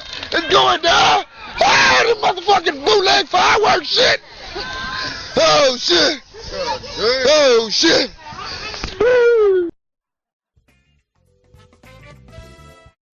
Hello, good evening. Welcome to the Artie Lang Show. I'm John Ritchie, and Artie not presently. We have a special treat tonight as the Canavans join me here. Hello. Liz and Marie will be asking for relationship advice from our special guest tonight. We have a special guest, Hall of Famer, relationship expert, Dan Dierdorf. We will be asking him questions in a little something we call Dan Dierdorf Abbey. Welcome, Dan. Welcome, Mr. Dierdorf. Thank you, John. Thank you so much. It's just absolutely wonderful. Great open. Great enthusiasm. Yes. Send that open right over to the Museum of Broadcasting right now. Yeah. Let's get this off. The hair's a little sensitive, I'm not going to lie to you. John, thanks so much for that gushing, just absolutely wonderful. And girls, your enthusiasm is absolutely second to none. Thank you so much. Thank you. I know you're a little upset about some of the stuff you're going to be asking about. You have boyfriends. advice. I understand one of your boyfriends wears a monocle, so one of your questions will be, how do you date a homosexual? And listen, you don't ask Dan Dierdorf about that. There's no homosexuals in Dan Dierdorf's family. Absolutely not. No way. Not tolerated. And it wasn't tolerated in the 68 Cardinals either. That's for damn sure. That's what I'm saying. All right. Girls, do you have your questions prepared? Yes, we do. Now, these are personal questions or from other people? Some are personal, some are from other people. Are you going to say which is which? Yeah. Oh, okay. So you're going to say which is which? Yeah, I'll start. You've really prepared for this. By the way, 2.6 grade point average at Kentucky, stop. both of them. Can I just please ask my question? This is important. I need advice. Sorry to interrupt your concentration, Liz. Go ahead. Okay. So, dear Dierdorf. Abby. Abby. Dear Dierdorf Abby. Dear Dierdorf Get Abby. with it, sweetie. I'm sorry. Or you could just say Dierdorf Abbey. Okay. Yeah, Dierdorf Abby. Dierdorf Abby. Have you been living under a rock for 30 years, sweetie? I've never asked advice from you. Yeah, but you know who Dear Abby is, right? Yeah. This is Dierdorf Abby. Okay. Okay. So about a year ago, I moved to New York City, and I had a boyfriend at the time, and he did not want me to move to New York. And so during the first 2 weeks in New York, it was his birthday, and we've been together for about 3 years, and I always remembered his birthday. But of course, I've been so busy in New York, I forgot his birthday. So I decide the next day to send him a fern. Excuse me? Yes. A fern? What's a fern? A fern, it's a plant. He really What's likes a fern? plants. Big green plant. Big green A plant. fern is a plant of some sort? A plant. You sent a put it on boy your a porch. fern? Yes, I thought he liked plants. Let me just repeat this so the Dierdorf Abby audience understands this. You moved to New York City. Yes. First of all, a real bitch move as far as I'm concerned. No, it's for You my just career. don't ask permission. These upstart career women, they're like, I'm going to New York City it's a big problem. with all the swanky danks, blah, blah, blah. You get here, he's upset, and on his birthday, in a real condescending move, you send him a fern, which is apparently a plant. I've never heard of a fern. He likes plants. I don't know. I've never heard of a found it fern, online. and you know what else? I've never made out with a dude either. So go ahead. You send him a fern. How do you react to that? Well, then I got a video of him burning the fern about 2 hours later. I know. So that was the message that was sent. Do you think I should still date him? To fern, it was lit on fire. He burned the fern. Burned the fern. First of all, I'd like to meet this kid. I'd like to go drinking with him. He sounds like a scream. He's Well, hysterical. what else does a man's man do but burn a fern? I don't know. What do you want him to do? I What don't do know. you think? can Let me burn ask you a this fern. way, but I Yes. don't mean to sound condescending. Sometimes Dierdorf Abbey gets, I get a lot of crap for being a bit abrasive, Yes. especially when a broad sounds stupid as hell. I'm not saying that to you, but sometimes broads sound like a rock. What did you think he was going to do with the fern? Best case scenario. Put it on his porch. You Best can look at case it. Put it scenario. on his What's porch. he doing with the fern? Put it on his porch, and you look at it every day. It could grow. It could be a love fern. Let's put it on the porch. Hey guys, look, the broad who moved to New York City without my permission sent me a fern. Let's put it on the porch. I think it's a good idea. One problem, we don't have a porch. Did he have a porch, He Liz? did have a porch. He did. It sounds like your porch light is out. I know. That doesn't look too good. How much did the fern cost you, sweetie? I think it was about $50. Good move, Einstein. I know. It cost you $50. Yes, $50. $50 fern, he burned the fern. Burned the Literally whole like thing. taking a $50 bill and burning it. Yes, that's exactly what he did. Did he give you a note with it or anything? Nope, nothing. Just sent the Nothing. video. Hasn't spoken since. You haven't spoken Nope, since? have not spoken since. Well, listen, here's a surprise. We have him right here. Come on out. Just kidding. What's his first name? Can you give us his first name? Jeremy. Jeremy Spoken. Jeremy. Is he the kid from that Pearl Jam song? No, I don't think Sounds so. like it. Sounds like a troubled kid Not from that I a know Pearl Jam song. Yeah. Sounds like a kid who needs a shrink. I know, lots of trouble there. Or the funniest kid alive. The kid burned the fern. I tell you, I got to call some of my old teammates and tell them that. I got to call them right now. I go, listen, this broad I work with sent a fern to a dude. I know, it's a good story. Dierdorf Abbey. Well, listen, Yes. do you feel, how long did it take for you to get over that? It took me a long time. It's going to take me a while. Took me I'll tell you about that. a year. I'm going to pull a kidney laughing at that in the shower. What did he burn it with? How did he do it? Did he put lighter fluid on it? Yep, lighter fluid. Went up in like flames. Big. Really? Yes. Was he with other people when he did it? With like a gang thing? No, I mean, I don't know who he's with. Someone had to videotape it, so he poured the gasoline on it. Someone videotaped it? Yeah, well, he could have put it on a tripod. Yeah, listen, but I'm no cinematographer. Yeah, you're right, though. I don't know. Maybe he was by himself. I'm not sure. We haven't spoken. I don't know. Listen, well, you've really thought this out. My God. Did you consider sending him like a rhododendron or something? No, I mean, after what are you gonna send your next boyfriend? A tulip? Right? No, I'll never make that mistake. Let me explain something to you. Only broads like flowers and plants. I know. I know that now. Well, you know what you should have sent them? What? $50. You're right. Yeah, you're right. Probably. That's what we like. Send them half a sheet. Send them the $50. You took a perfectly good $50 bill and turned it into a fern. You're right. You're right. Where'd you get the fern? Online. Let's give him a plug. Online somewhere. I don't You remember. bought a fern online. Yes. Very last minute. Put a lot of thought into this. I know. Last minute, you don't even go out and buy the damn thing. I know. No, that's disgusting. John, your thoughts on this? John Ritchie, my partner. You know, I absolutely agree with you on this one, Dan, and I'm surprised because normally you do not give good advice. Thank you so much, John, for your honesty here. I happen to disagree with what you just said, but you're being honest about this particular advice. Yeah, that is incredible. A fern. You think I'm on the money? Yeah. I absolutely. And you couldn't have liked him that much if you sent a fern in the first place. Yeah, so, that's what Let me say something. John is right. You were passive aggressive. You were passive aggressive. You said, I hate this guy. I'm going to send him a fern. Who sends someone they like a fern? I know. You're probably right. I don't even like Here's a fern. I hate your guts. That's what you're saying. Here's a fern. Die. Sending someone a fern is like saying, look, I want you to pass away. Oh, God. I want you to pass away. And he said, I'm not going to pass away. I'm going to burn the fern. Yep, he got back at me. He did. He did. But you seem happy now. Yes. I happen to know you're a sweetheart. You're a doll. Oh, thank you. And you've bounced back brilliantly. Thank you. You're great at your job. I'm not sure exactly what it is that you do here. Thank you, but, every once in a while, you pour me a soda. Fantastic. I do that well. Fantastic. Well, listen, do you have the videotape still of the fern? No, I'd like to put that on a loop. I'd like to have that video. You know how Michael Jackson had all of Elizabeth Taylor's films on a loop? Yeah, I'd like to have the fern burning on a loop. I don't have it. I can't find it. I wish I did. Well, you know where it is. No. It was on YouTube. It's not on there anymore. Is it right next to your graduation from Kentucky with the 2.6? No. Everything you're proud of? No. By the way, these two graduates of Spotlighters acting camp outside of Chicago. True that. All right, well, thank you, Liz, for being so honest and so stupid. Dierdorf Abbey has another Marie. This is real life. This is Marie. This is the real life thing? Yes. Oh, this is the juicy one here.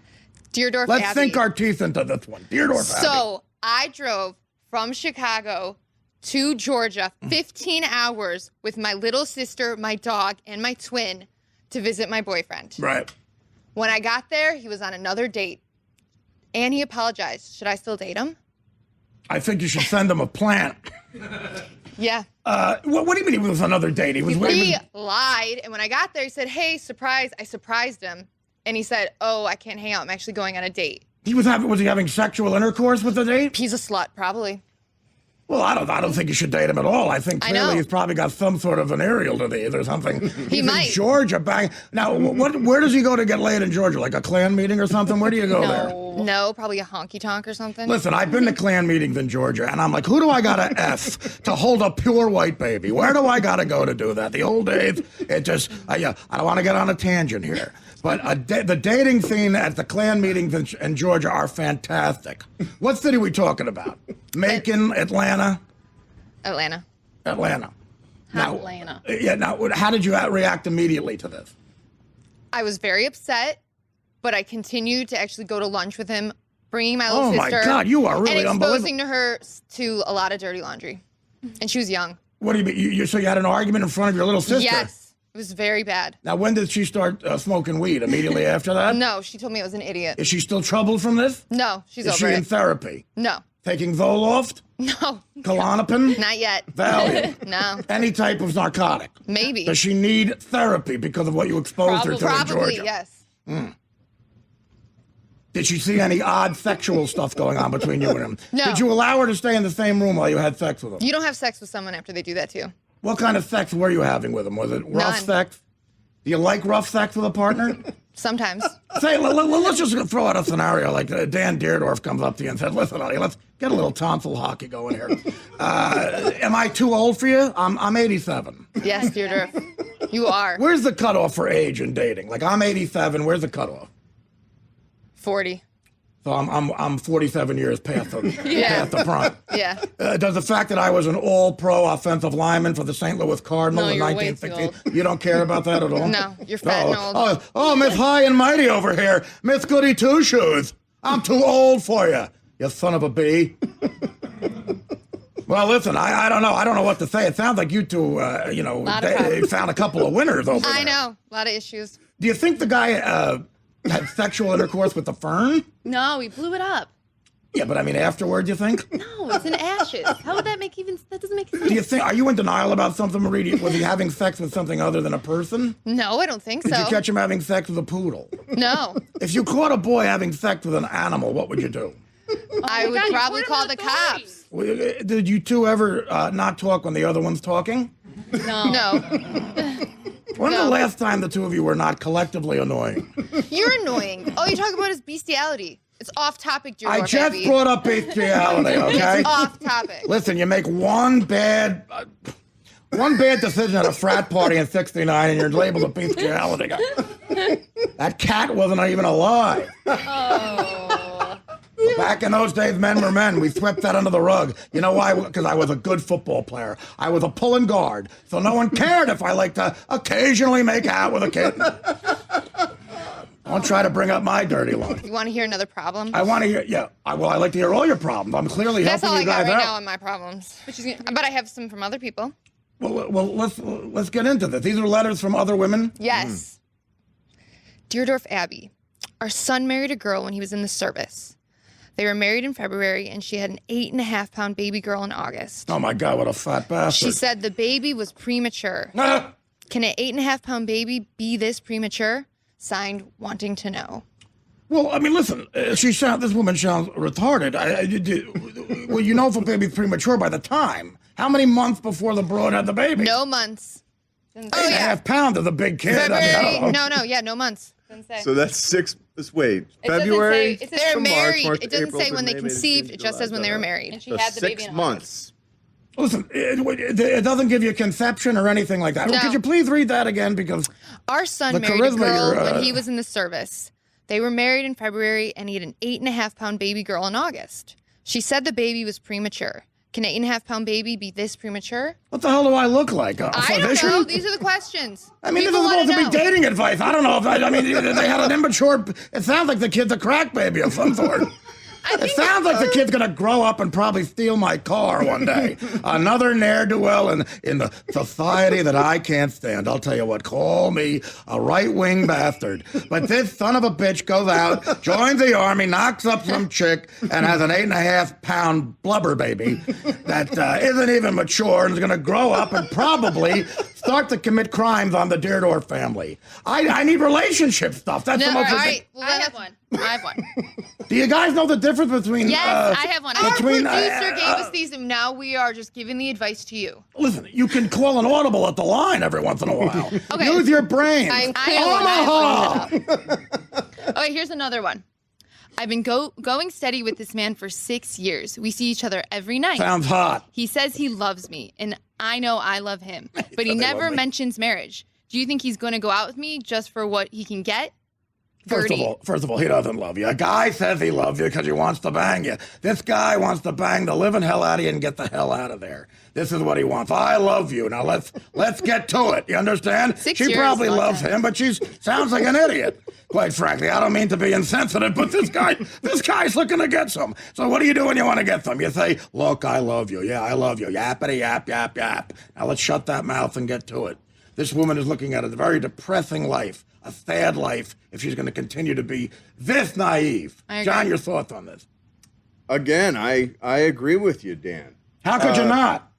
I don't know. There's some very sound advice on all fronts from you. Right. Again, a little bit chauvinistic at times, but man. Give me one example You're of a rock. chauvinism. One example of chauvinism. Well, you seem to belittle women generally. speaking. I mean, your I don't see that at all. your affect is. Do you two broads see that? Don't care. Oh, you're just a charmer. You don't care. Well, you have to. No, listen. If someone sends a fern to somebody, I know. how do you not be condescending, John? I'm sorry. She sent the fern. She sent the fern. I'm sorry if I belittled her for that. He has a point. Jesus, Christmas sake. Hey, Dan, we're gonna have to take a break here pretty soon, and you know, Well, let's have our one announcer. One more story. Okay. Okay. Our announcer, Mike Boschetti's over there. He don't look too swift either. My 52-year-old son is still living at home and has no prospects for a wife. How do I get him to move out, frustrated, in Staten Island? Your 52-year-old son still living at home. I wonder who that is. And if this woman's frustrated, how do I get him to move out? Yes. Well, first of all, stop catering to the kid. Stop doing his laundry. Stop cooking for him. Stop rubbing lotion on his gout-ridden feet. And, tell him to go out and get his own apartment. He's got a lot going on, it sounds like. It sounds like this kid's got a podcast. It sounds like he's going to have a really good podcast coming up that I'm going to be the first guest on and that James is going to buy equipment for and work the equipment. What this woman should do is should take the bull by the balls and move out herself. This woman should move out and not tell her 52-year-old son where she went. She should move far away with her rosary beads and her church people and just get the hell out of there. Move to Nebraska or something. And let the 52-year-old son, let's call him Mike. Let's call him Mike. Let him fend for himself for a little while. Let him sit on his belly like an enormous chubby penguin or chubby little dolphin in front of his computer. Email with women he's never going to meet, eat food with teeth he doesn't have, and never see you again. Never, ever talk to you again. John, your thoughts on it? Well, I think that's maybe a little harsh. I don't believe that she should move from her own house. The woman's clearly losing her mind. Well, it is her home, and I think she should be permitted to stay in it. It's not her home anymore. She's built a life there. How do you fumigate a home like that? You got to sell it, and you got to sell it on the low end. Yeah. Shetty, your thoughts on this? I don't know who this clown is in Staten Island. He's a real idiot, this idiot. I'm not sure who he is. There's a lot of losers on my block. You know? Oh, there really? Oh, yeah. Starting with yourself. No. I'm not a loser on my block. What block are you a loser on? I live on a dead-end street, actually. You're a loser on this block, I'll tell you that. Chartreuse hair, fake teeth, an enormous triple chin. Dan. And I'm sorry if I'm bullying you, but I'm Dan Dierdorf. I don't deal with bullying. Dan Dierdorf I got bullied my entire life, pal. This is Dierdorf Abbey. Okay. Well, Dan's a man's man. He calls, I love him. Calls it like he sees I've had crabs. I've had crabs since 1958. Never even washed them out. Some broad gave me crabs in the late 50s and I never washed them out. I dealt with it. There are crabs crawling all over me right now and have been since the 60s. Every time I pulled on a running play, I had crabs all over me. I've had an ear infection since the late 70s. I don't go to doctors. Yeah. You chicks attracted to that, a guy? No. Are you attracted to the fact that I've had crabs since the late 50s? No, it's disgusting. Thank you. That's disgusting. Your ass. Yeah. Send another fern while you're... They sent the fern. Who's on the show tonight, Fruity? Oh, thank you. Thank you. Nobody cares about your thank you, Fruity. Who's on the show? Tonight, joins the studio actor. Joining us in the studio, what? Studio actor Amir Harrison. What the hell are you talking about? Did he say that right? Yeah. Yeah, I did. Amir Harrison. Nice Is he Dan Dierdorf? I dropped by in the second hour, host of Sports Illustrated now, Maggie Gray. Oh, Maggie Gray. I love Maggie Gray. Whenever she comes on, she's going to get a taste of Dan Dierdorf, I'll tell you that. And I can't wait to do it. And calling into the show during the third hour, MLB Network analyst Mike Ferrin. Mike Ferrin, always a good guest. Baseball starting up. Baseball, a wuss game. What a bunch of wussies in baseball. Yeah, why don't you go home? You couldn't last 2 seconds in the NFL, you scumbags. Well, listen, I'm thoroughly disgusted by you two, but strangely attracted to you. I'm upset that I'm 47 years too old for you. Do you think it's time I get rid of the crabs? Probably. Have you ever given somebody crab? Never. A chick in Baltimore gave me soft shell crab once. You should That's probably a get joke. rid of that. Listen, that joke used to kill. Don't judge my joke. Doesn't kill now. You son of a bitch. I get turned. I love it. I get turned on by a chick who's really, really nasty with you. Doesn't kill now, does it? Does not. 888-936. I'm losing my mustache. 888-936-8822. 888-936-8822. Call in if you're a woman who needs some sensitive advice. Call in, and I'll be going in and out of Dierdorf Happy all night. When Maggie Gray gets here, she's going to get the worst 20 minutes of her life.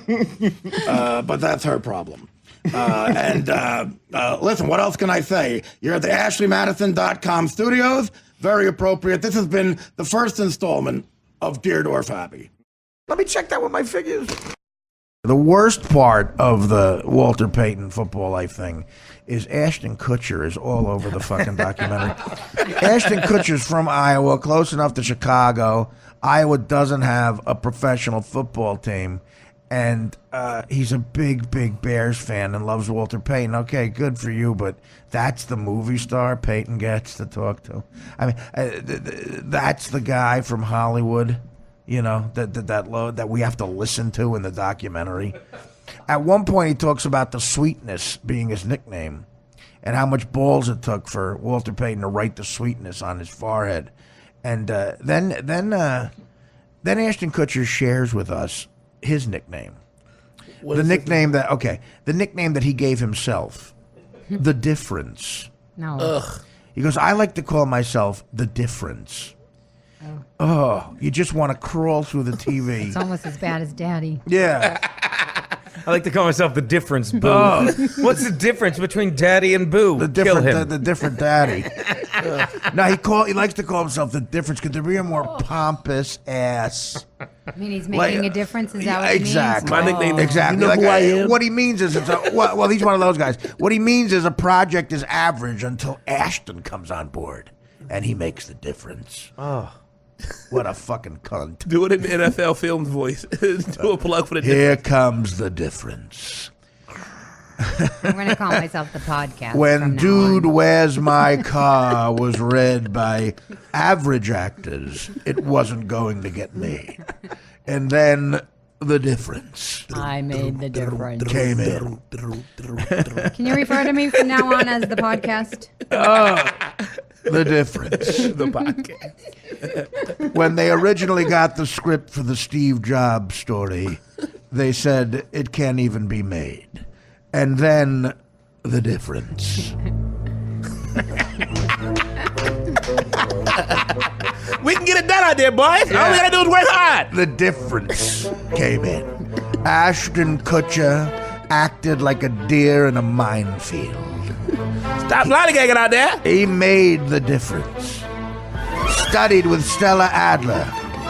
The method came through in Dude Where's My Car. Dude Where's My Car could have been an average, even below average comedy. Until out of Iowa, a corn-fed genius who calls himself The Difference showed up. And then Dude Where's My Car became a bona fide MTV Movie Award contender. Why? Not because of the other guy whose name I can't remember is in it. Stifler. Not because Stifler from American Pie is in it, whose name I can't remember. Even though I have a script in front of me as John Facenda doing the NFL film. No, not because of him, but because of the difference. Ashton Kutcher. When the director for Dude Where's My Car, whose name, coincidentally enough, escapes me also. Scorsese? Martin Borsese. Francis Ford Coppola, as he's known amongst his peers. When he got the script, he said, We need someone to make a difference. Ashton Kutcher was that difference. When That 70s Show was originally read for the network, Mila Kunis said in her young, unknown, unfamous voice, what we need is a hero, a difference. Enter Ashton Kutcher. I just came. And That 70s Show became a bona fide Emmy Award contender. Why? Not because of Mila Kunis. Not because of the Indian guy whose name escapes me. Not because of the guy with sideburns whose name escapes me. Not because of the other girl with the reddish hair whose name escapes me. Nice tits. Not because of the other kid who was in the movie Traffic whose name escapes me. But because of the difference. The difference is Ashton Kutcher. Do I have to list how the difference made his name known? Butterfly. That 70s Show. Dude, where's my car? Butterfly effect. The butterfly. 3 words. The butterfly effect. When they originally read The Butterfly Effect for the studio, they said, this movie is unmakeable. Until they heard the lead character as read by Ashton Kutcher. I'll go down a list of things the difference made great. The difference snatched the following projects out of obscurity and made them amazing, legendary movies. Reindeer Game. Just Married. The difference. My Boss's Daughter. The difference. Bobby.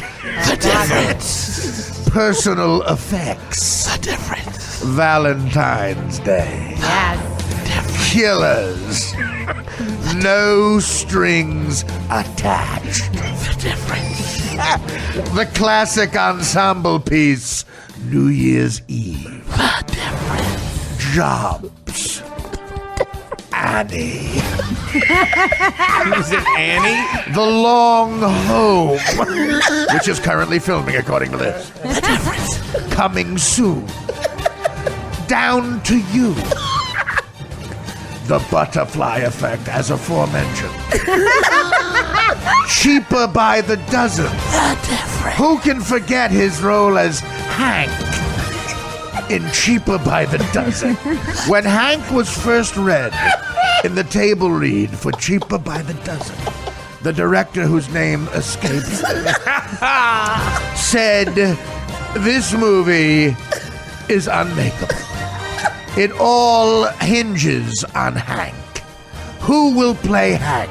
The difference. The difference played Hank. The difference's agent was called, and they said to the agent, do you in fact represent the difference? He said yes. He said we have an offer. He doesn't even have to read for Hank. We have Steve Martin, that's true.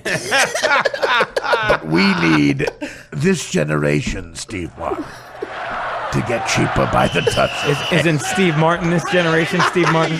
No. Oh, sorry. A lot of people make that mistake. This generation Steve Martin. The difference. Ashton Kutcher. Who can forget what happens in Vegas with this generation's Meryl Streep, Cameron Diaz. He played Jack Fuller. That's right. When Jack Fuller was first read by Jake Gyllenhaal, they said this is not enough. Horseshit. We need the difference. The difference stood in. And what happens in Vegas went from a B movie to an Oscar contender. B+. The rest of the people in the movie's names escape me. I love that. This has been NFL Films feature on Ashton Kutcher, Iowa's own. That's what I like, I got out there. the difference. All right. Dan, that's an order. Hey, guys, if another podcast gives you this kind of content, I want you to send it to me. Let me know. It's Dan and I, buddy. All you quitters. 250 episodes practically. What is it, about 240? What are we? About 240 we're at, right? Yes, I think so. 240. Maybe for 250. Super manager Rick Dorfman keeps saying he's going to do something for 250, then he doesn't do it. But he's super manager Rick Dorfman. I love Rick. Yeah, thousands of hours of entertainment already on this podcast, and you know what? We do it for you. But again, these clips people are sending. It energized me. People really enjoy this show. I have such low self-esteem. I don't realize it, and clearly they enjoy the Artie Lang show. It's flattering. Dan and I have been together a long time now, and we have. I mean, I'm not talking to a producer. I'm not goofing. We have.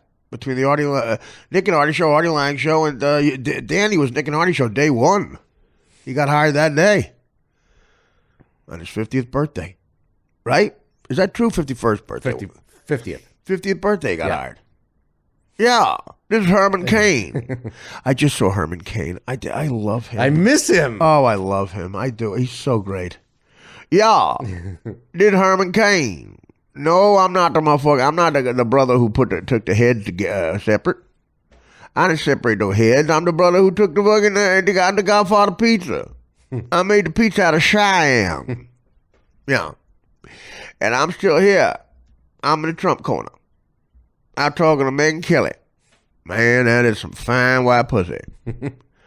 And something Herman Cain know about is white pussy. I'm one of them motherfuckers. I'm like a typical politician. I refer to myself in the third person. When I say Herman Cain, I'm talking about Herman Cain. I'm talking about my house. The pizza man delivers. The pizza man delivers. That was his line. That was his line. That's right. And the pizza man delivered a very, very poor showing. I was hoping this pizza man to get somebody's motherfucking vice presidency or some bullshit. That didn't happen. You know, a Republican president going to be secure in his health if a brother's the vice president. Ain't nobody killing that motherfucking Republican. Democrat might do it. Get a brother up in that ass. Up in that White House, like a real brother. Barack Obama ain't no brother. Barack Obama's a Harvard half-white motherfucker. He's a bougie ass. We call him bougie. But Barack is bougie. Now Michelle, she's a sister. That's right. We had a first sister. Michelle Obama. And holy Christ, it was weird because she had Kevin McHale's arms. Robert Parrish. From the back, she looked like Robert Parrish. Chief from the Celtics in the 80s. Them long sister arms, like a praying mantis. Goddamn. Bring them over here, baby. Crawl them arms over here. But this Obama brother, he's a smart brother because he knows if his kids are all black, he's going to roll that black card right into the White House. He ain't going to marry no. He marries a white bitch. The kids are white. But what he do, he looked black enough. He's half white, but looked black enough. And he just played that card. And I was trying to play that card. I played it right into a pepperoni pizza empire. Who gonna buy pepperoni pizza from a brother? But then you guilt them motherfuckers. You say, oh, what, a brother can't make pizza? Shit. You're talking Herman Cain. I come from nothing. I don't want to hear that rhetoric. Yeah. I'm not sure what rhetoric means, but I heard Megyn Kelly say this shit earlier to some manor-bird looking Ted Cruz motherfucker. You see that bitch who look like Ted Cruz? God damn. There ain't much white pussy this brother would turn down, but I gotta tell you what. Herman Cain, of course me, third person, would probably not, I would probably not fuck the Ted Cruz lookalike bitch. Holy shit. That's 21-year-old white pussy. And Herman Cain would go, you know what, I'm going to have a slice instead. That's the wrong V for me. You know, I'm going to have the other V, the slice of pie. Oh, goddamn. Herman, you're going to pass around to Alan Keyes? Yeah. I'll pass on Alan Keyes. Dan's doing political humor. I don't even know what that reference is. Who's Alan Keyes? Don't you remember he was that other black guy around 2006 and 8 that was running for Senate? I don't know. The window's open and we still... He ran for president, We're in the inner city, dude. Calm the fuck down. Hoboken's gentrified, but there's still some brothers hanging out outside ready to shank a motherfucker. There's some brothers, some old Hoboken brothers, Jersey City brothers outside waiting to shank one of these white motherfuckers from the Midwest. Fuck them. I tell you what. Herman Cain, see one of these motherfuckers getting shanked. One of these little white wasp, Midwestern gentrified motherfucking Wall Street people moving into Hoboken with their white waspy motherfucking annoying kid motherfucking bitches. Herman Cain, see one of them motherfuckers getting mugged by a brother from Jersey City. Guess what? I've been cheering that brother on. Get him, baby. You just keep your ass away from me. I'll give you free pizza. Godfather pizza. Yeah, people say, Herman Cain, why'd you make Godfather pizza? I said, damn, it was a think tank. I was in with a bunch of brothers, and I said, what Godfather's mafia? You understand the connection? I'm a marketing genius. What's Godfather? Mafia. Vito Corleone. Do I have to fucking spell it out for your ass? I was in a marketing meeting. I said, it's Herman Cain. And I said, listen, what's the Godfather? Mafia. Okay? What's the mafia? Italian. What's pizza? Italian. Equals what? Money. We're going to get funky. Yeah. I'll play up to that shit. Godfather pizza. We're going to open up another one, Consigliere Sub Shop. Yeah. Why? What's Consigliere? Tom Hagen. He ain't Italian, he's German-Irish. But I'll tell you something, my Kraut McFriend. To quote Mr. Walt. Usually the Consigliere is Italian. Janko, Papa Janko. Look what I got. See? Olive oil. Italian. So I didn't get a chance to open up the Consigliere Sub Shop because I got all of them. I got wrapped up and running for president. I was going to make the first president to be the direct opposite color in the house he'd be living in. Because Barack Obama, who half white, which means he ain't black, he bougie, got it instead. You want a real brother in, I guess you're afraid of him. The real brother, let him keep making pizzas. That's what y'all said. Go fuck yourself. Keep watching the Gone with the Wind. And I don't know nothing about birthing no baby. Miss Scarlett, I got no anesthesia to give you. Get the saw. I'm gonna cut this motherfucker's leg off. You still fighting the Civil War there. Why don't you put the Confederate flag outside the White House? You don't give a shit.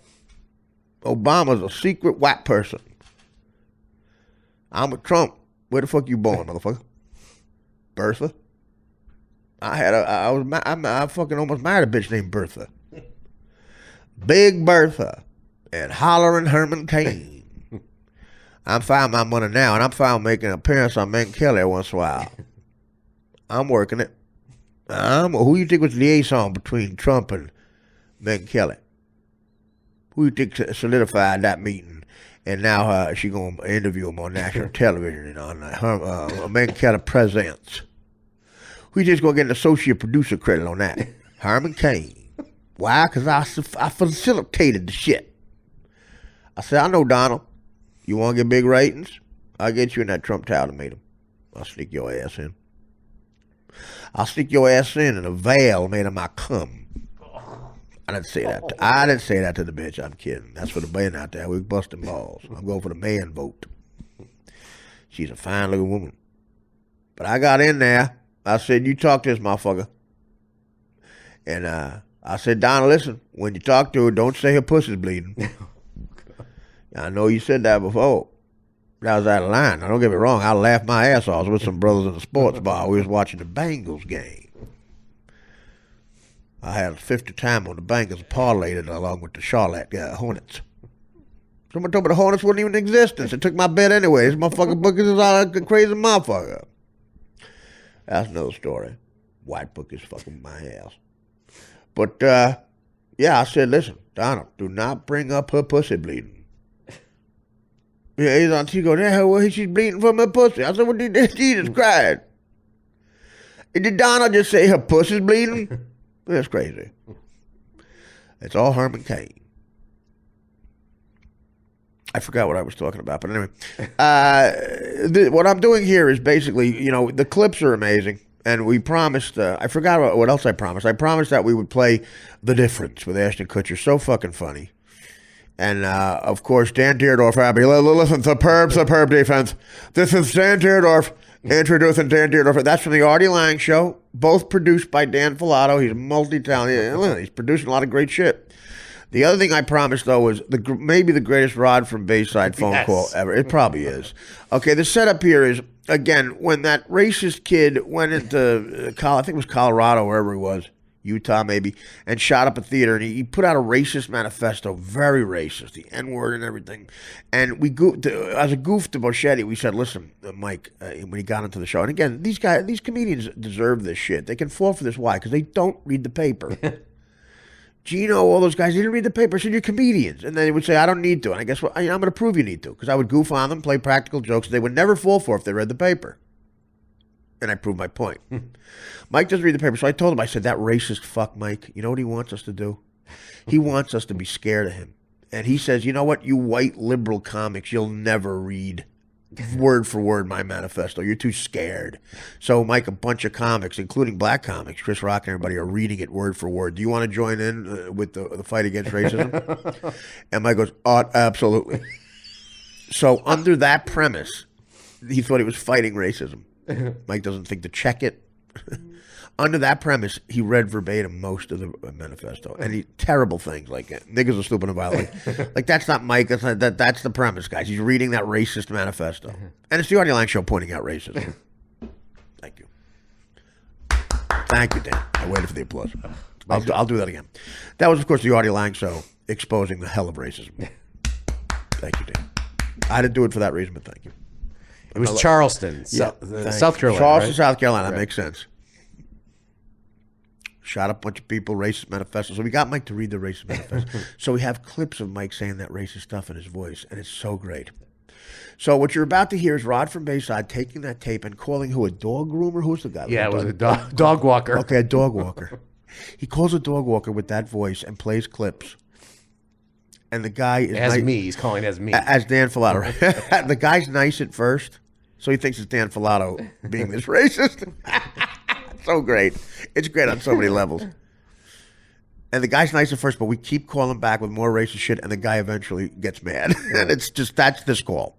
So I promised on Twitter today that I'd also tag the show with this. So you're getting 3 tags at the end of a great, great show with the great Paul Morrissey. Paul has a website.com, right? Something like that? Right. Go to, he's going to be in Seattle next week. A finer comic you will not see. And you'll be hearing more of Paul a lot on this show. And may I say, I saw his girlfriend tonight. May I say, in the words of Jackie Gleason, whoa, beautiful. Absolutely. Herman Cain. So, yeah.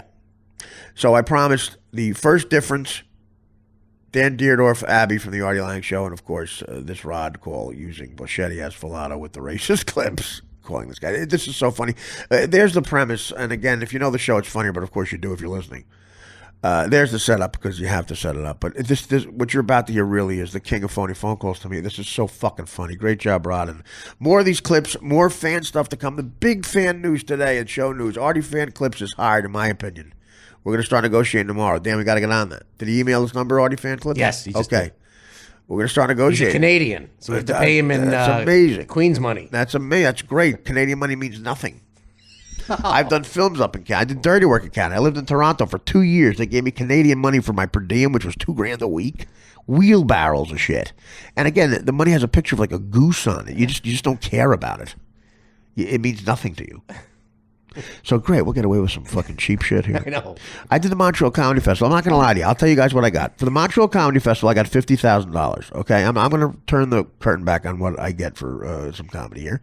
But that was 2 weeks up there and hosting the Showtime special and all that shit. But the whole thing was $50,000. We did a podcast up there.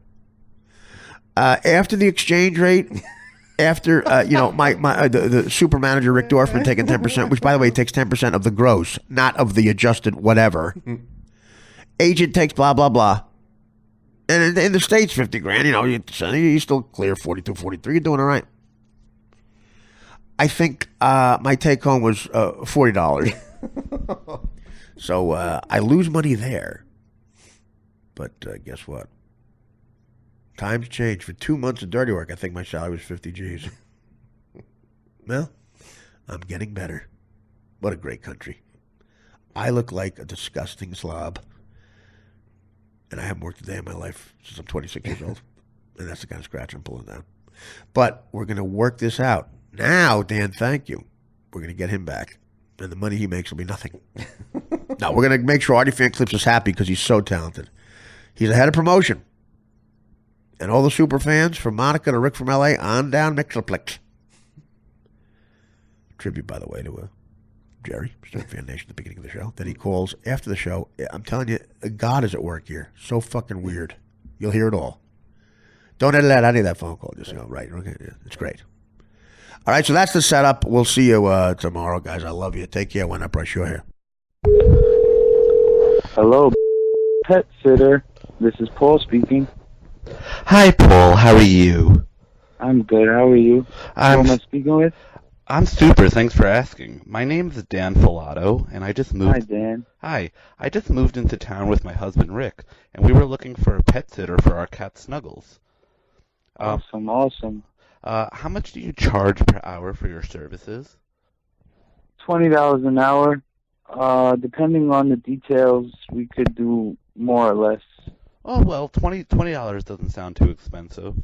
Now, if I hire you, there's a special service I would need you to provide, and I'd be willing to pay a little extra if you could accommodate us. Well, that depends on the special service, but I'd be open there. Hopefully I can help you out. Well, myself and my husband adopted a young man with Asperger's syndrome named Michael, and he believes our pet cat Snuggles can talk. So our old pet sitter would actually pretend to be Snuggles on the phone and talk to Michael because it helped him at school with his outbursts.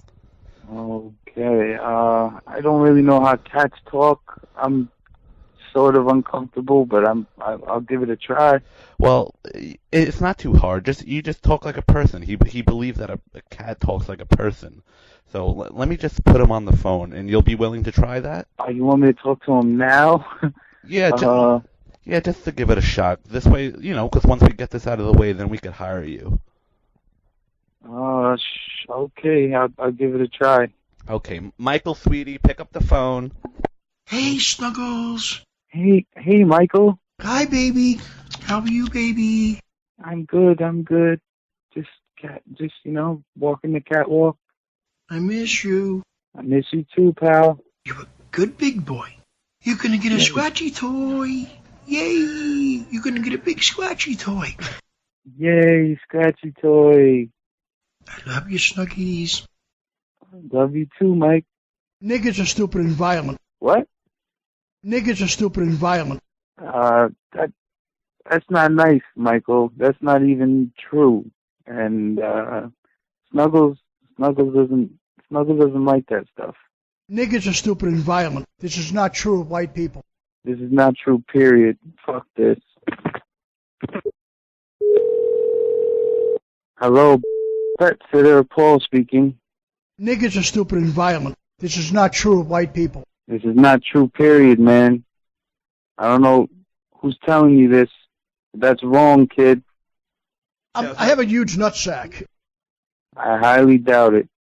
You should go play with that. Don't fucking call me back, you little racist retard. Hey, everyone. It's Dan. This is normally my time where I could thank people on Twitter. Thanks to Gabriel, Ken Casey, Franklin, of course, Artie fan clips, Nick Smith, and the usuals, Monica. I know I forgot somebody. There was one guy I really wanted to thank. Crap. He's from Chicago, too. That's the worst. Oh, well. Wait, is this him? No, guess not.